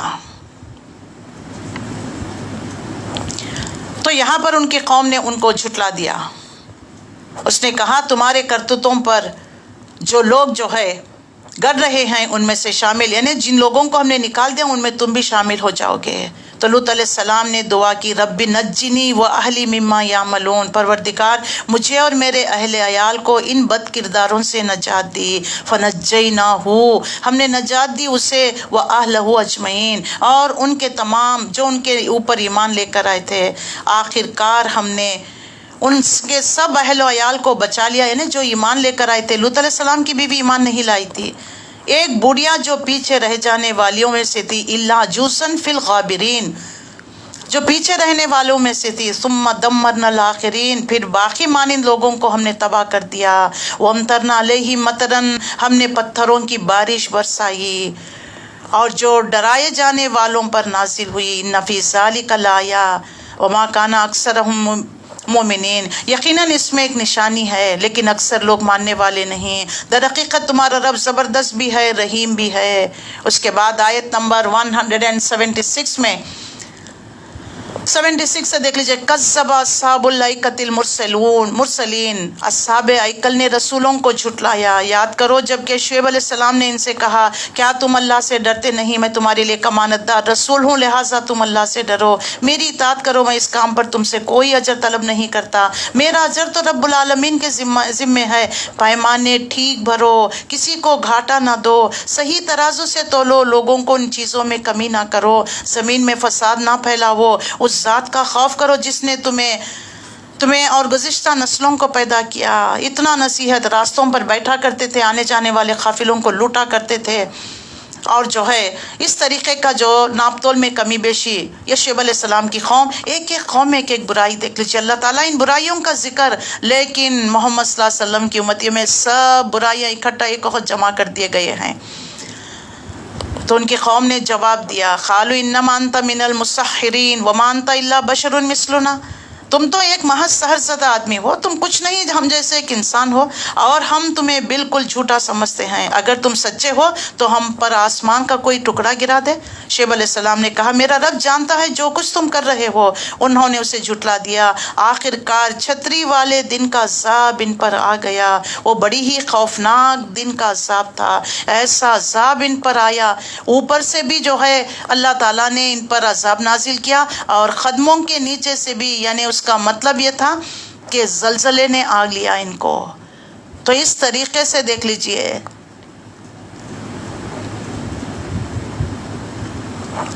تو اس طریقے سے اللہ تعالیٰ نے واضح کر دیا. یقیناً اس میں ایک نشانی ہے مگر اکثر لوگ مانتے نہیں. حقیقت یہ ہے تمہارا رب زبردست بھی ہے رحیم بھی ہے. اس کے بعد آیت نمبر 192 میں, یعنی اصحاب نے قوم کے انکار کرنے والوں کے لیے جامع طور پر واضح کر دیا گیا, یہ رب العالمین کی نازل کردہ چیز ہے.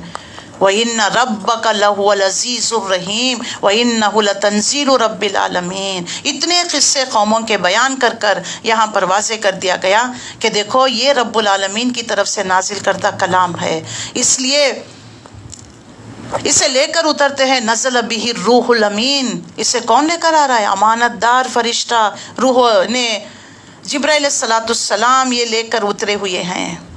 یہاں پر جو ہے واضح کر دیا گیا ہے تاکہ ان لوگوں کے میں شامل ہو جائیں انہیں متنبع کرنے والے ہیں صاف صاف عربی زبان میں، یعنی قرآن کی فصاحت، بلاغت، اس کی اہمیت کو واضح کر دیا گیا ہے۔ اور اگلے لوگوں کی کتابوں میں بھی یہ موجود، یعنی قرآن مجید کی جو ہے یہ باتیں پچھلی کتابوں میں اس کی فصاحت، اس کی بلاغت سب جو ہے اس کے بارے میں بھی وضاحت کر دی گئی کہ دیکھو یہ پہلی کتابوں میں بھی اس کا ذکر آیا ہوا ہے، یہ نہیں کہ ابھی بتا دیا جا رہا ہے تمہارے لیے، بلکہ پچھلی کتابوں میں بھی اس کا ذکر آیا ہوا ہے قرآن کے بارے میں، قرآن کی حقیقت، قرآن کی فضیلت کے بارے میں۔ تو اللہ تعالیٰ یہاں پر واضح کر رہا ہے قرآن کے بارے میں، وَإِنَّهُ لَفِي زُبُرِ الْأَوَّلِينَ، اگلے لوگوں کی کتابوں میں بھی موجود ہے۔ کیا موجود ہے؟ یہی باتیں، ایک اللہ کو مانو، رسولوں کی اطاعت کرو۔ کیا ان اہل مکہ کے لیے یہ کوئی نشانی نہیں ہے کہ ان سے جو ہے، اس سے علماء بنی اسرائیل جانتے ہیں، یہ اہل کتاب جانتے ہیں، جاؤ جا کر ان سے پوچھو، لیکن ان کی ہر درمی کا حال تو یہ ہے اگر ہم اسے کسی عجمی پر نازل کرتے، یعنی کوئی انون پرسن پر نازل کرتے، تب بھی تم اعتراض کرتے، کلام جو ہے عربی میں ہے، انسان کی عجمی ہے کہتے، ان کو پڑھ کر سناتے تب بھی یہ نہیں مانیں گے۔ یعنی قرآن کو جو جھٹلانے والوں کے لیے یہاں پر باتیں واضح کر دی گئی ہے۔ اس طرح ہم نے اس ذکر کو مجرموں کے دلوں میں کذالک نسلکہ سلکناہ فی قلوب المجرمین، یعنی دلوں میں سے تو بائی پاس ہو گیا، ٹکا نہیں قرآن ان کے دلوں میں۔ کس کے دل میں ٹکتا ہے؟ مومنوں کے دلوں میں۔ جب اس کو پڑھتے ہیں، سنتے ہیں تو ان کے ایمان میں اور اضافہ ہو جاتا ہے، لیکن یہ مجرم جو ضد اور ہردرمی میں آ کر مبتلا ہو کر رسول اللہ صلی اللہ علیہ وسلم کی بات کو نہیں مان رہے ہیں، اللہ تعالیٰ یہاں پر واضح کر رہا ہے کہ ان مجرموں کے دلوں میں ہم نے قرآن کو ٹکایا نہیں، بائی پاس ہو جاتا ہے۔ لا یؤمنون بہ حتی یروا العذاب العلیم، اس پر ایمان لاتے ہیں جب تک کہ عذاب علیم کو نہ دیکھ لے۔ جیسا فرعون نے جو ہے عذاب کو دیکھ کر کہا کہ میں ایمان لے کر آیا، اس کا ایمان لانا قبول نہیں ہوا، اسی طرح یہ بھی لائیں گے۔ اور پھر جب وہ بے قبری میں ان پر آ پڑتا ہے، اس وقت وہ کہتے ہیں اب ہمیں کچھ مہلت مل سکتی ہے، اب ہمیں کچھ مہلت۔ تو کیا یہ لوگ ہمارے عذاب کے لیے جلدی مچا رہے ہیں؟ تم نے کچھ غور بھی کیا؟ اگر ہم انہیں برسوں تک عیش کرنے کی مہلت بھی دے دے، پھر وہی چیز پر آ جائیں گے جسے ہم ڈرایا جا رہا ہے، سامان چیز، یعنی اب جو جس طریقے سے حرکتیں کر رہے ہیں، اللہ کے پاس آنے کے بعد کیا کہتے ہیں؟ اللہ ہمیں ایک بار بھی دنیا میں بھیج دے، اچھے اعمال کریں گے۔ اللہ فرماتا نہیں، اگر ہم دنیا میں بھیجیں گے بھی نا تو یہی حرکت کریں گے، کیونکہ ان کا مائنڈ سیٹ ہو چکا ہے۔ دیکھو ہم نے کبھی کسی بستی کو اس کے بغیر ہلاک نہیں کیا کہ اس کے لیے خبردار کرنے والا، حق کے نصیحت ادا کرنے کو موجود تھے، اور ہم ظالم نہ تھے۔ اللہ تعالیٰ نے رسولوں کو بھیجا، حجت قائم کر دیا جب اللہ کا عذاب آیا۔ اس کے بعد اللہ فرماتا ہے 2:10 میں وَمَا تَتَنَزَّلَتْ بِهِ الشَّيْطَانُ، قرآن کے بارے میں تم کہتے ہو کہ اس کو شیطان نے گھڑ لیا ہے۔ اس کتاب مبین کو شیاطین لے کر نہیں اترے ہیں، نہ یہ کام ان کو سجتا ہے اور نہ یہ ایسا کر ہی سکتے ہیں۔ وہ تو ان کی سماعت تک سے دور رکھ دیا جب ہم پہلی وحی نازل کر رہے تھے، کیسے فرشتوں کا پہرا کہ اس میں کوئی ملاوٹ نہ ہو، کوئی آمیزش نہ ہو۔ پھر آخری میں کیونکہ سورہ کا اختتام، اے نبی صلی اللہ علیہ وسلم، اللہ کے ساتھ کسی دوسرے معبود کو نہ پکارو اور نہ تم بھی سزا پانے والوں میں شامل ہو جاؤ گے۔ اللہ اکبر! کیا اللہ کے نبی کسی اور کو پکارا کرتے تھے؟ آپ کے ذریعے بات ہمیں سمجھانا، اگر آپ بھی کسی کو پکارو گے، ان کی باتوں میں آ جا کر کمپرومائز کر لو گے دین کے معاملات میں، تو دیکھ لیجئے آپ بھی جو ہے سزا پانے والوں میں شامل ہو جاؤ گے۔ وَانذِرْ عَشِيرَتَكَ الْأَقْرَبِينَ، اپنے قریب ترین رشتہ داروں کو ڈرائیے۔ آج عقیدے کا پیپر ہے نا، تو یہاں پر جو ہے واضح کر دیا گیا ہے کہ اے نبی صلی اللہ علیہ وسلم، یہ لوگ جو ہے اس طریقے سے آپ کے لیے باتیں کر رہے ہیں قرآن کے بارے میں، تو ان کی باتوں پر کان مت دھریے۔ اور اللہ نے واضح کر دیا کہ کس طریقے سے ہم نے قوموں کو تباہ و تاراج کر دیا۔ دیکھو یہ پچھلی قوموں کے داستان ہم آپ کو بیان کر چکے ہیں۔ اے نبی صلی اللہ علیہ وسلم، ان کو مدت مہلت دے دیجئے۔ جیسے مدت مہلت ختم، اللہ نے ہر قوم کو اپنے عذاب میں پکڑ لیا۔ وَانذِرْ عَشِيرَتَكَ الْأَقْرَبِينَ، اپنے قریب ترین رشتہ داروں کو ڈرائیے۔ وَاخْفِضْ جَنَاحَكَ، اور ایمان لانے والوں میں سے جناح من اتبعک من المؤمنین، جو لوگ آپ کی پیروی اختیار کرتے ہیں ان کے ساتھ تواضع سے پیش آئیے۔ یہ کہتے ہیں نا غریب غربا، یہ ڈفرینشیٹ مت کیا کرے، یہ فرق مت کیا کرے، ایک ہی صف میں کھڑے ہو گئے محمود و ایاز، کوئی بندہ رہا نہ کوئی بندہ نواز۔ اسلام کا معاملہ تو یہ ہے، یہ امیر غریب گورے کالے یہ سب نہیں ہے، ان ڈفرینشیٹس کو مٹانے کے لیے ہی، ان اختلافات کو ختم کرنے کے لیے ہی آخری نبی محمد رسول اللہ صلی اللہ علیہ وسلم کو بھیجا گیا۔ اللہ تعالیٰ واضح کرتا ہے کہ نبی صلی اللہ علیہ وسلم آپ اس طریقے سے ان کو دعوت دے دیجئے۔ یہ کہتے ہیں نا کہ ان سب کو غریب غربا کو ہٹائیے، ہماری وی اے پی میٹنگ منعقد کیے۔ دین کا کام، اللہ کا کام، اللہ جس سے لینا چاہتا ہے وہ غریب ہو یا وہ کالا ہو، اس سے کوئی فرق نہیں پڑتا۔ قلب سلیم ہونا ہے، اس قرآن کو لینے کا حقدار ہونا چاہیے، اللہ نے واضح کر دیا ہے۔ تو ان کے ساتھ نرمی کا معاملہ جو آپ کے ساتھ لگے ہوئے ہیں، لیکن اگر وہ تمہاری نافرمانی کریں تو ان سے کہہ دو جو کچھ تم کرتے ہو اس سے میں بری ذمہ ہوں، اور اس زبردست اور رحیم پر توکل کرو جو تمہیں اس وقت دیکھ رہا ہوتا ہے جب تم اٹھتے ہو، اور سجدہ گزار لوگوں میں تمہاری نقل و حرکت پر نگاہ رکھتا ہے، وہ سب کچھ سننے اور جاننے والا ہے۔ تو اللہ تعالیٰ دیکھیے، اللہ از واچنگ یو، جو کچھ تم کر رہے ہو، اچھے لوگ بھی جو کر رہے ہیں سجدہ ریز ہے، اللہ وہ بھی دیکھ رہا ہے، جو برے کام کر رہے ہیں، جو پلاٹنگ کر رہے ہیں، وہ بھی اللہ دیکھ رہا ہے۔ اللہ ایک وقت میں سب کو دیکھتا بھی ہے، اللہ سب کو ایک وقت میں سنتا ہے، سبحان اللہ۔ تو یہاں پر جو ہے دل جوئی کی گئی ہے، صحابہ اکرام رسول اللہ صلی اللہ علیہ وسلم سب کے لیے سورہ اختتام پر آیا ہے الحمدللہ، انہ السمیع العلیم 220 آیت ہے۔ تو یہاں پر اللہ تعالیٰ واضح کرتا ہے، تمام قوموں کا ذکر کرنے کے بعد اہل ایمان کو نصیحت کرتے ہوئے، دل جوئی کرتے ہوئے، اور رسول اللہ صلی اللہ علیہ وسلم کو آپ ان کی باتوں سے آپ کا سینہ بچتا ہے، تکلیف ہوتی ہے، ہمیں پتا ہے، لیکن فاصبر لرب حکمک، اے نبی آپ صبر کریے اپنے رب کی خاطر، اللہ سب کچھ سننے اور جاننے والا ہے۔ هل انبئکم علی من تنزل الشیطان، تم جاننا چاہتے ہو، کہتے ہو کہ یہ شیطان نے نازل کیا یہ کتاب، نعوذ باللہ، یہ شیطان کی طرف سے ہے، جنات آ کر آپ کو پڑھا کر سکھا کر جاتے ہیں؟ نہیں۔ اور آپ کو پتا ہے کہ شیطان کی طرف سے کیا اترتا ہے؟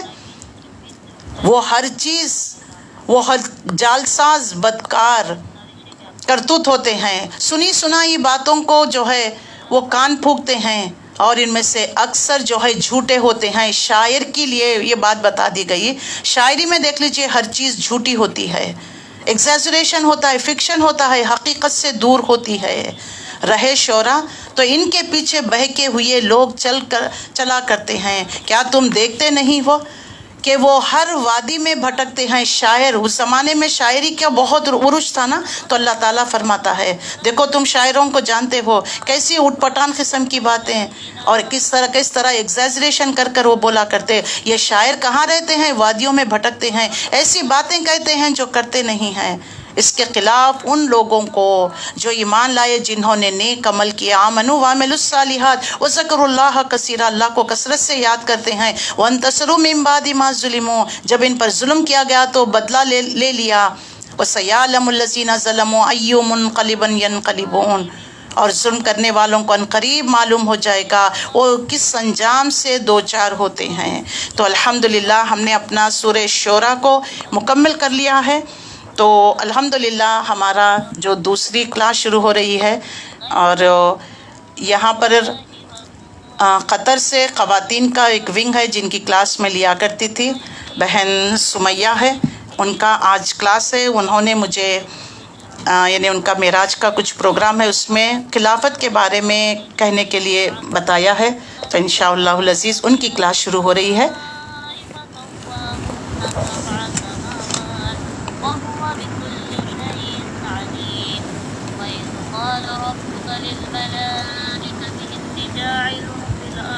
خليفة قالوا أتجعل فيها من يفسد فيها ويسفك الدماء ونحن نسبح بحمدك ونقدس لك قال إني أعلم ما لا تعلمون وعلم آدم الأسماء كلها ثم عرضهم على الملائكة فقال أنبئوني بأسماء هؤلاء إن كنتم صادقين قالوا سبحانك لا علم لنا إلا ما علمتنا إنك أنت العليم الحكيم قال يا آدم أنبئهم بأسمائهم فلما أنبأهم بأسمائهم قال ألم أقل لكم إني أعلم غيب السماوات والأرض وأعلم ما تبدون وما كنتم تكتمون وإذ قلنا للملائكة اسجدوا لآدم فسجدوا إلا إبليس أبى واستكبر وكان من الكافرين وقلنا يا آدم اسكن أنت وزوجك الجنة وكلا منها رغدا حيث شئتما ولا تقربا هذه الشجرة فتكونا من الظالمين فأزلهما الشيطان عنها فأخرجهما مما كانا فيه وقلنا اهبطوا بعضكم لبعض عدو ولكم في الأرض مستقر ومتاع إلى حين فتلقى آدم من ربه كلمات فتاب عليه إنه هو التواب الرحيم قلنا اهبطوا منها جميعا فإما يأتينكم مني هدى فما تبع هدايا فلا خوف عليهم ولا هم يحزنون والذين كفروا وكذبوا بآياتنا أولئك أصحاب النار هم فيها خالدون. الحمدللہ تلاوت کلام پاک کے بعد میں بہن مبینہ باجی کو دعوت دیتی ہوں. یہ عمان مسقط سے تعلق رکھتی ہیں اور ماشاءاللہ یہ بہت اچھی داعیہ ہیں. میں ان کو دعوت دیتی ہوں کہ وہ آئیں اور ہمارے سامنے ان آیتوں کی تفسیر پیش کریں. الحمدللہ رب العالمین الصلاۃ والسلام علی رسولہ الکریم وآلہ وصحبہ اجمعین. جی الحمدللہ رب العالمین الصلاۃ والسلام علی رسولہ الکریم وآلہ وصحبہ اجمعین والعاقبۃ للمتقین. اما بعد، محترم خواتین اور عزیز بہنوں، السلام علیکم ورحمۃ اللہ وبرکاتہ. میں سب سے پہلے اللہ رب العزت کا شکریہ ادا کرتی ہوں اور اس کے بعد بہن سمیرا کا اور ان کی تمام ٹیم کا جو قطر میں یہ ہر جمعرات کے دن اپنا حلقہ چلاتے ہیں. الحمدللہ یہ بھی بہت بہترین داعیہ ہے، یہ ہمیں موقع دیتے ہیں. اللہ تعالیٰ ان کی کاوشوں کو قبول فرمائے. اللہ تعالیٰ جو بھی بات زبان سے نکالے، حق بات نکالے، اللہ کا بہت بہت شکر احسان ہے. آمین یا رب العالمین. اعوذ باللہ من الشیطان الرجیم. بسم اللہ الرحمن الرحیم. وَإِذْ قَالَ رَبُّكَ لِلْمَلَائِكَةِ إِنِّي جَاعِلٌ فِي الْأَرْضِ خَلِيفَةً قَالُوا أَتَجْعَلُ فِيهَا مَن يُفْسِدُ فِيهَا وَيَسْفِكُ الدِّمَاءَ وَنَحْنُ نُسَبِّحُ بِحَمْدِكَ وَنُقَدِّسُ لَكَ قَالَ إِنِّي أَعْلَمُ مَا لَا تَعْلَمُونَ. یہ سورہ بقرہ کی آیت نمبر 30 سے ہے، 30 سے 39 تک. اس میں بہت سارے ہمارے لیے مورل لیسنس ہے. اس میں بہت ساری باتیں اللہ تعالیٰ نے ہمارے لیے واضح کر دیا ہے. سب سے پہلی بات یہ ہے کہ جب اللہ تعالیٰ نے فرشتوں سے پوچھا، فرشتوں سے کہا کہ میں ایک خلیفہ بنانے والا ہوں، تو سب سے پہلے خلیفہ کس کو کہتے ہیں؟ خے لام فا سے نکلا ہوا ہے. خلف کا مطلب پیچھے، ون آفٹر اندر، ایک کے بعد ایک آنے والا. تو جب اللہ رب العزت نے فرشتوں سے کہا کہ میں زمین میں ایک ایسا خلیفہ بنانے والا ہوں، تو یہ حیثیت تمام انسانوں کو بحیثیت خلیفہ تمام انسانوں کو دی گئی. بالقوہ پوٹینشیلی ہر انسان اللہ کا خلیفہ ہے، اللہ کا خلیفہ ہے. خلیفہ کا مطلب ہوتا ہے جانشی، جیسا ہم کہتے ہیں اپنی عام زبان میں. یعنی اللہ کی طرف سے. دیکھیے کوئی کمپنی ہوتی ہے تو اس کے پروڈکٹ کو ریپرزینٹ کرنے کے لیے ریپرزینٹیٹیوز کو بھیجا جاتا، وہ آ کر اس کی خوبیاں بیان کرتے ہیں، اس کا وارنٹی بیان کرتے ہیں، اس کو ڈسپلے کر کر بتاتے ہیں، پریکٹیکلی ڈیمو دیتے ہیں تاکہ ان کا پروڈکٹ اچھی طرح جو ہے فروخت ہو، لوگوں میں عام ہو، اس کو شہرت ہو. اسی طریقے سے اللہ رب العزت نے خلیفہ کو میں بنانے جا رہا ہوں. یہ خلیفہ کون ہے؟ اب یہاں سے جو ہے خلافت بھی نکلا ہوا ہے. خلفۂ راشدین، جو 4 اہم ترین خلفۂ راشدین، حضرت ابوبکر، حضرت عمر، حضرت عثمان غنی، حضرت علی رضی اللہ تعالی عنہ اجمعین.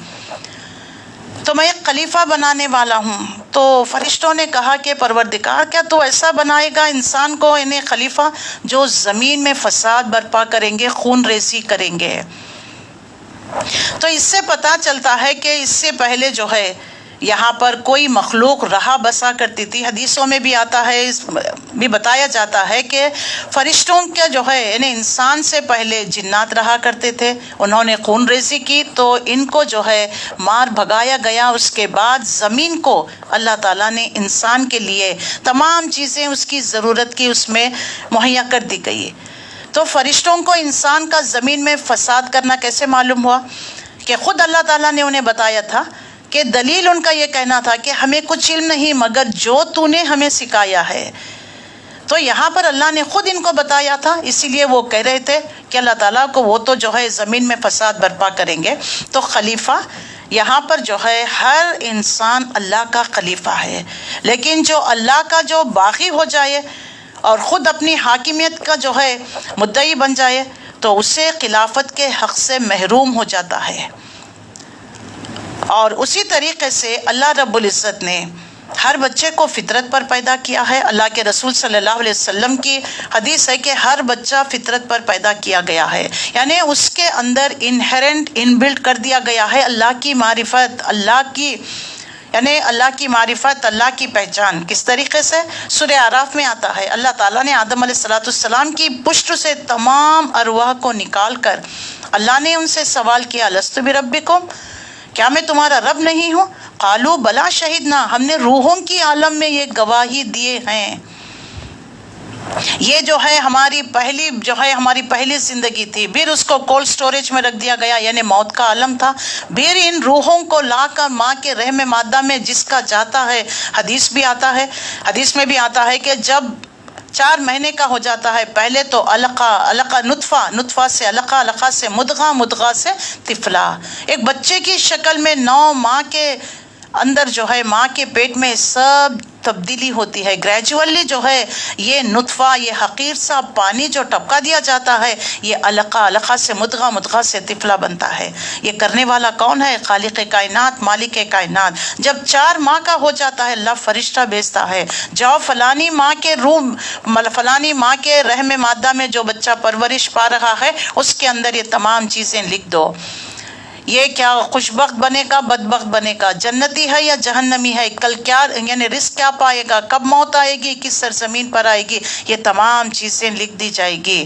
اور جو ہے علم کے اعتبار سے بھی جو ہے اللہ تعالیٰ نے انسان کو اشرف المخلوق، سب کو تو آنکھ کان دل دماغ دیے ہیں، لیکن سوچنے سمجھنے اور جو ہے انالیسس کرنے کی طاقت صلاحیت اللہ نے انسان کو دے رکھا ہے. تمام کائنات کی مخلوقات میں سے اشرف المخلوق انسان کو کہہ دیا گیا ہے.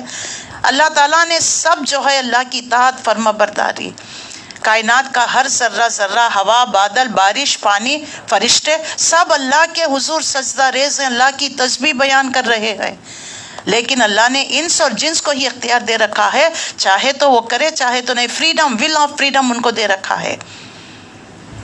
تو اللہ تعالیٰ جب پہلا انسان بنانے جا رہا تھا، میں خلیفہ بنانے جا رہا ہوں، تو فرشتوں نے کہا کہ اللہ وہ خون ریزی کریں گے.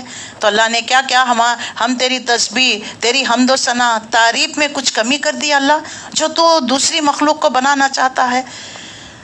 تو اللہ نے کیا کہا؟ قال انی عالم ما لا تعلمون، جو میں جانتا ہوں تم نہیں جانتے. اس کے بعد وعلم آدم الاسماء کلھا. اب اس میں دیکھ لیجئے اللہ تعالیٰ نے آدم علیہ السلام کو وہ تمام چیزوں کے نام سکھا دیے. تو یہاں پر ہمیں کیا بات ملتی ہے، اس میں مورل ہمیں کیا ملتا ہے؟ ایک تو خلیفہ، تو ہر انسان اللہ کا خلیفہ ہے. وی آر ریسپانسبل، خاص طور پر امت مسلمہ تو اور زیادہ ریسپانسبل ہے، کیونکہ دین امانت ہے، اسلام امانت ہے، قرآن امانت ہے، اور ہمیں جو نعمتیں ملی ہے وہ اللہ کی طرف سے ہے، اور انعام بھی ہے، اور یہ امانت بھی ہے. اس امانت میں خیانت نہیں کرنا ہے. اللہ کے حکم کے مطابق ان تمام نعمتوں کا ہمیں صحیح طور پر استعمال کرنا ہے. یہ ہے امانت. امانت میں خیانت کرے گا وہ منافق ہو جائے گا. اللہ کے نبی نے منافق کی 3 خصوصیت، جب بھی بات کرے جھوٹ، اور جو ہے امانت میں خیانت، وعدہ کرے تو وعدہ خلافی. ہم تو ایک تو اللہ سے وعدہ کر آئے ہیں الست بربکم، تو قالوا بلا شہیدنا، یہ ہمارے تحت الشعور میں رکھ دیا گیا، سب کانشیسنس میں رکھ دیا گیا ہے. اسی لیے ہر انسان چاہتا ہے کہ خدا کا مطلب ایک ایسی بڑی تصور ہو جس کے آگے وہ گرویدہ ہو، روئے، گڑ گڑائے، وہ مجھ سے بڑی حیثیت ہو اس کی جو ہے. اسی لیے دیکھیے یہ مجسمے بناتے ہیں، بڑے بڑے مجسمے پتھروں کے، لوہوں کے، تاکہ وہ نفس کی تسکین کے لیے. تو یہ ہر ایک کے اندر تحت الشعور میں رکھ دیا گیا ہے. اب انسان اس کو جو ہے، جو کوئی حواس خمسہ، سینس آف آرگن دے دیے گئے ہیں، اور اس کے ذریعے سے اللہ کی معرفت تک وہ پہنچ سکتا ہے، ایک نان مسلم ہی صحیح. لیکن جب اس کو وحی کا علم آ جائے گا تو نور علی نور ہو جائے گا. تو اللہ تعالیٰ نے اس میں واضح کر دیا وَعَلَّمَ آدَمَ الْأَسْمَاءَ كُلَّهَا. تو اللہ تعالیٰ نے تمام اشیاء کے نام، تمام اشیاء کے ناموں سے مراد ان کی حقیقت کا علم بتا دیا. تو اگر علم کے اعتبار سے دیکھ لیا جائے، علم کی بہت اہمیت ہے. علم کے اعتبار سے دیکھ لیا جائے تو علم 2 قسم کا ہوتا ہے. ایک ہوتا ہے ہیومن نالج، یعنی اکوائرڈ نالج کہتے ہیں، جو انسان کو خواص ہمسہ سے حاصل ہوتی ہے، یعنی سینس آف آرگن سے، آنکھوں سے دیکھتا ہے، کانوں سے سنتا ہے، دل میں اس کو سوچتا ہے، اور دماغ اس کو پروسیس کو نکال کر انالیسس کر کر نتیجہ برہم کرتی ہے. ایک ہوتا ہے ایکوائرڈ نالج، دوسرا ہوتا ہے ریویل نالج، یہ ہوتا ہے وحی کا علم ہوتا ہے. تو اللہ تعالیٰ نے آدم علیہ السلام کو پوٹینشیلی تمام چیزوں کے نام بتا دیے، اس کی حقیقت کا علم دے دیا. اب انسان دیکھ لیجئے، ان تمام حواس خمسہ کے ذریعے سے زمین میں جو چیزیں انوینشنز ہو رہی ہیں، ڈسکوریز ہو رہی ہیں، ایکسپلور کر رہے ہیں، اور اس پر غور و فکر کر کر سائنس دیکھ لیجئے کہاں تک چلی گئی ہے.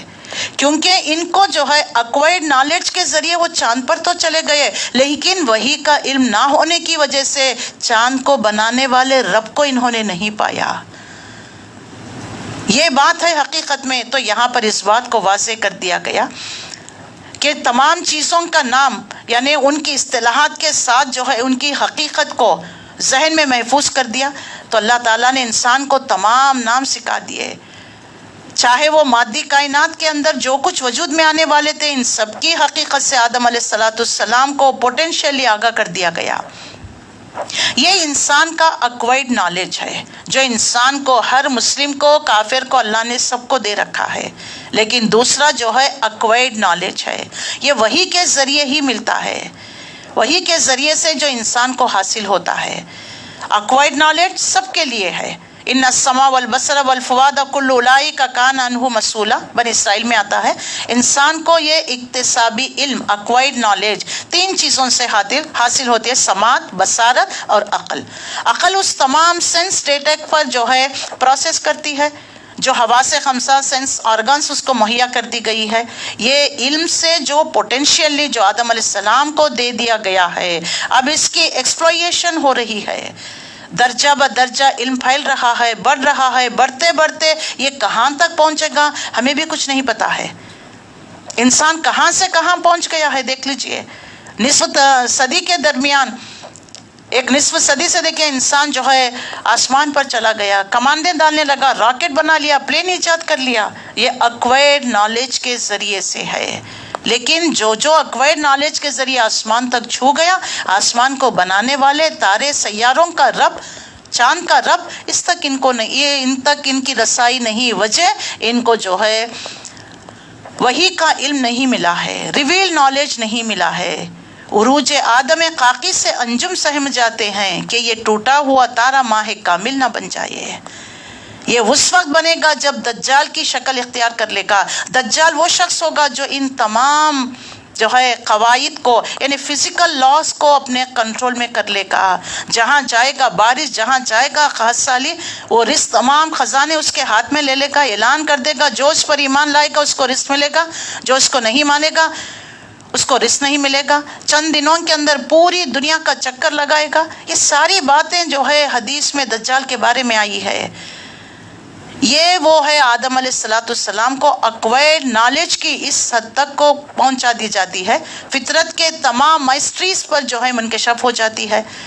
اب انسان جب جو ہے جو سب سے پہلے سورس آف انرجی جو دریافت کیا آگ تھا. آج سے ہزاروں سال پہلے ہمارے کسی جد انجب نے دیکھا ہوگا کہ کئی چٹان پر سے کوئی چیز گری، پتھر سے پتھر ٹکرا گئے تو آگ کا شعلہ نکل آیا. یہ مشاہدات آگ پیدا کرنے کے لیے کافی ہو گیا. تو اس کے بعد پتھروں کو آپس میں ٹکراؤ، آگ پیدا کر لیا گیا. یہ تمام چیزیں دیکھ لیجئے انرجی، اسی سے ایٹمک انرجی اس کو وجود میں آ گئی ہے. تو یہ جو ہے علم کے بارے میں یہاں پر بتا دیا گیا. تو ہمیں علم کے بارے میں بہت اچھی طرح جاننا چاہیے، اور علم کے لیے نبی کریم صلی اللہ علیہ وسلم نے واضح کر دیا. اور پہلی جو وحی آپ صلی اللہ علیہ وسلم پر نازل کی گئی وہ کیا تھا؟ اقرأ باسم ربک الذی، اقرأ پڑھیے. اور سب سے پہلی چیز جو ایجاد کی گئی قلم. جب اللہ نے قلم کو ایجاد کیا اور اللہ نے حکم دیا اکتب، قلم نے پوچھا کیا لکھوں؟ اللہ نے کہا اول سے لے کر آخری انسان جتنے دنیا میں آنے والے ہیں ان سب کی تقدیر لکھ. سبحان اللہ. اور پہلی چیز آدم علیہ السلام کو جو دے دی گئی علم ہے، پہلی وہی اقرا ہے. تو اس سے پتہ چلتا ہے، حضرت معاویہ رضی اللہ تعالی عنہ کی حدیث ہے کہ آپ صلی اللہ علیہ وسلم نے فرمایا میں یرید اللہ بہ خیر یفقہہ فی الدین، اللہ جس کے ساتھ بھلائی کا ارادہ اس کو دین کی سمجھ بوجھ عطا کرتا ہے. تو علم جو ہے، علم روشنی ہے، علم نور ہے. یہ جو ہے انسان کے شرک، بدعت، خرافات، جہالت، ڈپریشن، فرسٹریشن، مایوسی، نا امیدی، ان تمام چیزوں کا قلع قیمہ کرتا ہے. جس کو دین کا علم مل گیا وہ بہت خوش قسمت انسان ہے. تو دین کا علم سیکھا کرو. اللہ کے نبی صلی اللہ علیہ وسلم نے فرمایا ہر مرد، بالغ مرد اور عورت پر دین کا علم سیکھنا فرض ہے.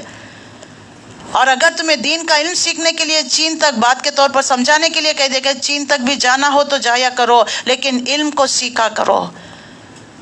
مسلمان کو جاہل نہیں رہنا چاہیے. اور خاص طور پر جو ہے یہ بات کو واضح کر دی گئی ہے کہ قرآن کا علم، حدیث کا علم، دین کا علم سیکھنا ہر بالغ مرد اور عورت پر جو ہے فرض قرار دے دیا گیا ہے.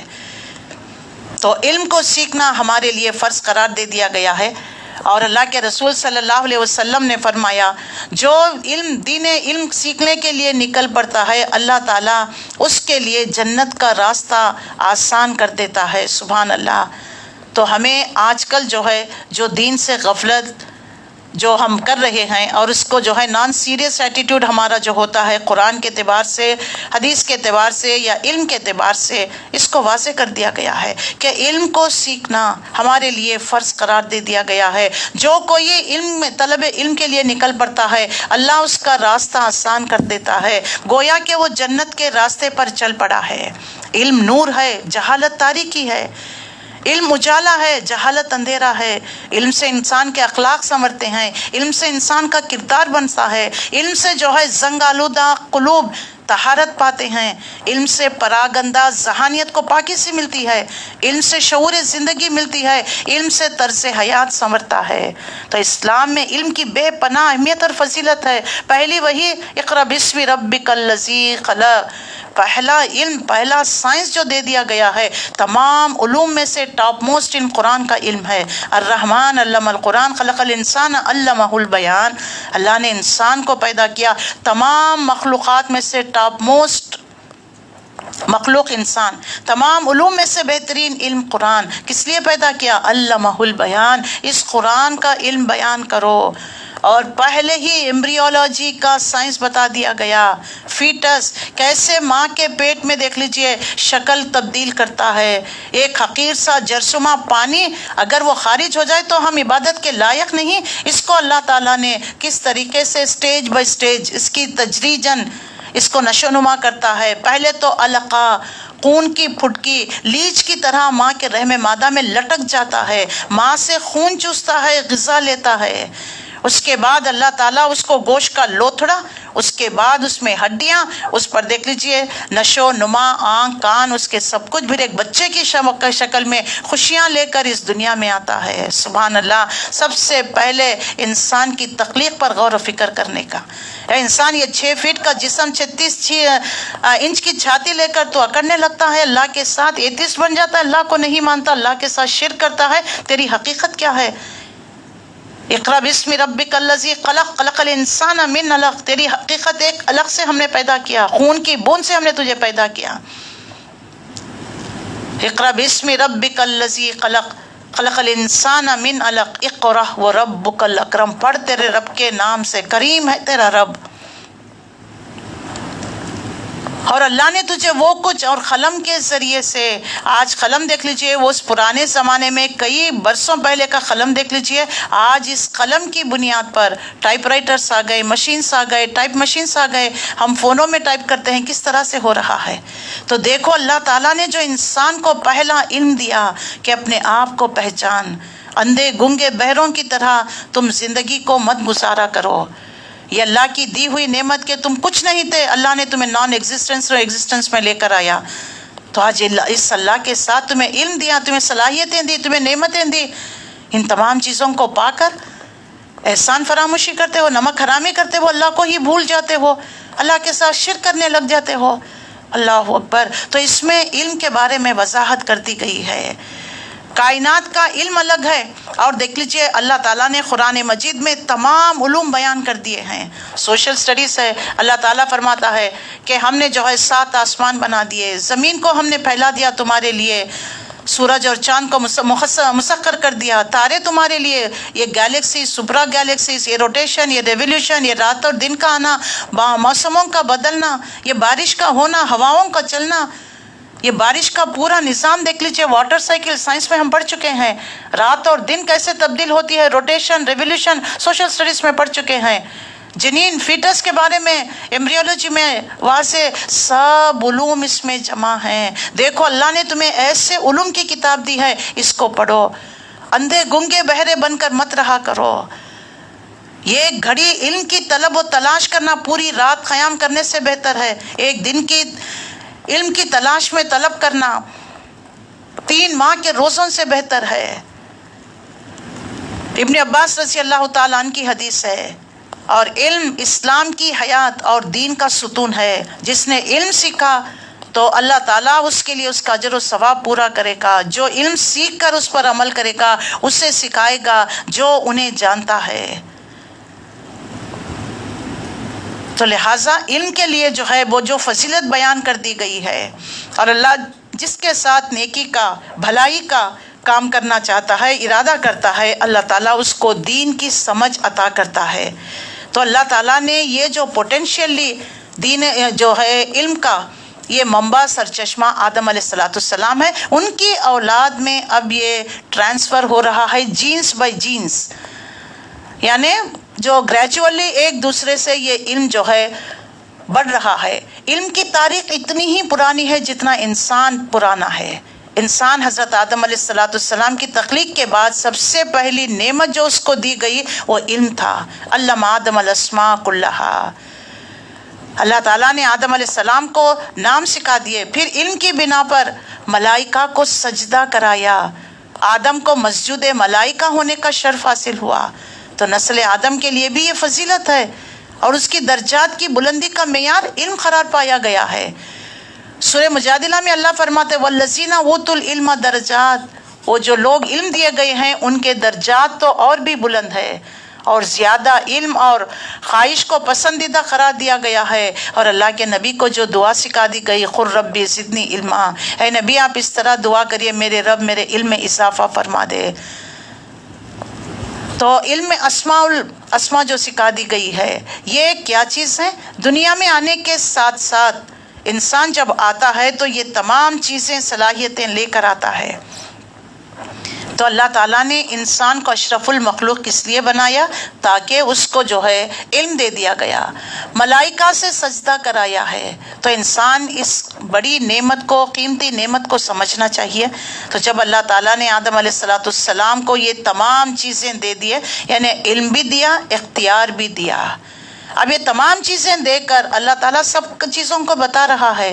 پہلا انسان ابو بشر، اللہ تعالیٰ نے آدم علیہ السلام کو پہلی نعمت، علم کی نعمت، اور جو ہے پہلی جو چیز اللہ تعالیٰ نے پیدا کیا وہ قلم، پہلی وہی جو اقرا، علم کے بارے میں اللہ تعالیٰ نے وضاحت کر دی، اور کوئی جو ہے مسلمانوں میں خاص طور پر ان پڑھ نہیں رہنا چاہیے۔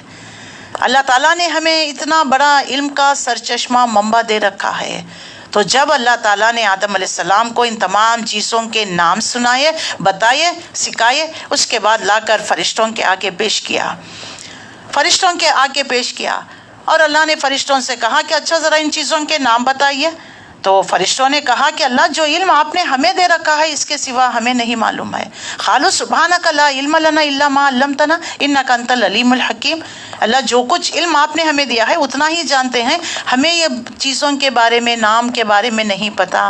تو اللہ نے قال یا آدم انبئہم باسمائہم، اے آدم ان تمام چیزوں کے نام بتائیے۔ فلما انبأہم باسمائہم، تو آدم علیہ السلام فر ان چیزوں کے نام بتاتے چلے گئے۔ اللہ نے فرمایا قال الم اقل لکم، کیا میں نے تم سے نہیں کہا تھا انی عالم غیب السماوات والارض، میں زمین اور آسمان کے غیب کا علم رکھتا ہوں، وعالم ما تبدون وما کنتم تکتمون، جو کچھ تم ظاہر کرتے ہو، جو کچھ تم چھپاتے ہو، ان سب کا علم مجھے ہے۔ تو اس میں دیکھ لیجئے اللہ تعالیٰ نے کس طریقے سے انسان کو، آدم علیہ السلام کو سجدہ کرایا فرشتوں سے۔ یہ بہت بڑی بات ہے کہ نورانی مخلوق سے اللہ نے سجدہ کرایا۔ کس وجہ سے کرایا؟ یہ علم کی فضیلت سے، علم کی فضیلت۔ وَإِذْ قُلْنَا لِلْمَلَائِكَةِ اسْجُدُوا لِآدَمَ، اللہ نے حکم دیا کہ میں جیسے سب کو کہوں، فرشتوں سے کہا کہ سجدہ کرو، الا ابلیس، سوائے ابلیس کے، ابا واستکبر وکان من الکافرین، اس نے تکبر کیا، انکار کیا، اور جو ہے سجدہ کرنے والوں میں نہیں تھا۔ تو دیکھ لیجئے یہ سجدہ نہ کرنا، یہ جو اللہ نے جو سجدہ کرایا نا، یہ خاکی جسم کے لیے نہیں۔ جو آدم علیہ السلام کا جو ہمارا جسم جو بھی ہے، دیکھیے ہڈی ہے، یعنی جلد ہے، گوشت پوشت ہے، اس کے علاوہ ہمارے اندر ایک ایسی روح ہے، ڈیوائن سپارک جس کو ہم کہتے ہیں، جس کا ذکر اللہ نے سورہ ہجر میں بھی، سورہ صاد میں بھی کیا ہے۔ فَإِذَا سَوَّيْتُهُ وَنَفَخْتُ فِيهِ مِن رُّوحِي فَقَعُوا لَهُ سَاجِدِينَ، پھر جب میں اس آدم کی تخلیق مکمل کر لوں، اس میں اپنی روح میں سے پھونک دوں، تب سب گر پڑنا سجدے میں۔ تو یہ تعظیم اگر ہے آدم خاکی کی نہیں ہے، اس کے اندر جو موجود روح ربانی کی ہے، جو ایک ڈیوائن سپارک ہے، ایک ڈیوائن ایلیمنٹ کی ہے، من روحی سے تعبیر کیا گیا ہے۔ تو یہاں پر دیکھ لیجئے اللہ تعالیٰ نے فرشتوں کو سجدہ کرایا اور انسان کو خلیفہ بنایا، لہٰذا یہاں تک کہ جو ہے سارے مرحلے جو ہے انسان طے کرتا چلا گیا۔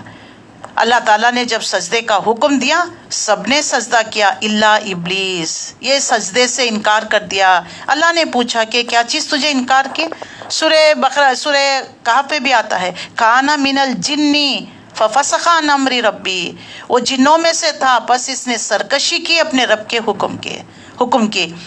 یعنی فرشتوں میں سے ہوتا تو نافرمانی کر ہی نہیں سکتا۔ لوگ کہتے ہیں کہ فرشتوں میں سے تھا، عبادت گزار تھا، لیکن قرآن کہتا ہے کہ وہ جنوں میں سے تھا، اس نے جو ہے اپنے رب کی سرکشی کی، حکم کو نہیں مانا۔ تو اس طریقے سے دیکھ لیجئے اس نے انکار کر دیا۔ یہ انکار کرنا آج حقیقت کو دیکھ کر، جان کر، سن کر، قرآن کی آیتوں کو پڑھ کر بھی اگر کوئی انکار کر دیتے ہیں، حدیث کا انکار کرتے ہیں، اس قرآن کا انکار کرتے ہیں، تو پھر دیکھ لیجئے وہ ابلیس کے زمرے میں ہی تکبر، انانیت، اپنے مال، دولت، معدنیات کو خدا مانے بیٹھنا، اللہ کے ساتھ شرک کرنا، مال، دولت، حسب، نسب، خوبصورتی، علم، کسی بھی بنیاد پر جو ہے انسان اگر اپنے آپ کو بڑا سمجھنے لگتا ہے، تکبر کرتا ہے، تو دیکھ لیجئے یہ تکبر کرنا کس کی صفت ہے؟ یہ تکبر کرنا ابلیس کی صفت ہے۔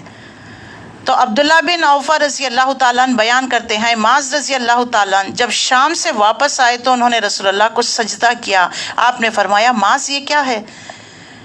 میں اللہ کے نبی میں شام گیا تھا تو وہاں دیکھا کہ وہ اپنے جو ہے پادریوں کو، افسروں کو سجدہ کرتے ہیں۔ میرا دل بھی چاہا کہ ہم آپ کو اس طرح کریں، تو رسول اللہ نے فرمایا تم یہ کام نہ کرو، کیونکہ اگر میں کسی کو حکم دینے والا ہوتا تو وہ غیر اللہ کو سجدہ کرتے، تو عورت کو حکم دیتا کہ خاوند کو سجدہ کرے۔ تو یہ ہمارے دین اسلام میں سجدہ کرنا، لٹرلی جو نماز کا سجدہ ہوتا ہے وہ کسی کے لیے نہیں ہے، سجدہ صرف اور صرف اللہ کے لیے ہے۔ ان الصلاۃ و نسکی و محیائی مماتی للہ رب العالمین، میری عبادتیں، میری قربانیاں، میرے نظر، نیاز، دعائیں، میرا جینا، میرا مرنا اللہ رب العالمین کے لیے ہے۔ اب یہاں پر سجدے سے ایک بات ہمیں ملتی ہے، ہم سجدہ کب کرتے ہیں؟ صرف نماز کے اوقات میں۔ اللہ فرماتا ہے تمہیں دن میں 5 مرتبہ، تم اگر صرف فرض نماز پڑھو گے تو 17 بار جو ہے ہم سورہ فاتحہ کو بھی پڑھتے ہیں، اور سجدہ ہر رکعت میں 2 سجدے کرتے ہیں۔ اس سے یہ یاد دہانی کرانا ہے کہ دیکھو یہ تمہارے انائے صغیر انائے کبیر کے آگے جھک رہی ہے، یہ تمہاری ناک کو اللہ زمین پر لگڑا رہا ہے، تم کچھ نہیں ہو، تمہارا وجود کتنے بڑے تم بادشاہ ہو، تم کتنے بڑے افسر کیوں نہ ہو جاؤ، حقیقی بادشاہ، حقیقی جو ہے بڑا تو اللہ ہے۔ اللہ اکبر کبیرہ، الحمدللہ کثیرہ، سبحان اللہ بکرۃ و اصیلا۔ اللہ کی تسبیح کیا کرو، ذکر کیا کرو، اس کی بڑائی کو مانو۔ بڑائی کو ماننا کیا ہے؟ میرے اور آپ کے اللہ اکبر کہہ دینے سے اللہ بڑا ہو گیا؟ وہ نظام قائم کرو جس کے لیے اللہ نے تمہیں پیدا کیا، جو خلافت کے منصب پر تمہیں فائز کیا ہے۔ خلیفہ ابو البشر آدم علیہ السلام کو ہم نے پیدا کیا، ان کو ہم نے علم چیزوں کے نام سکھائے، تم انہی کی تو اولاد ہو نا۔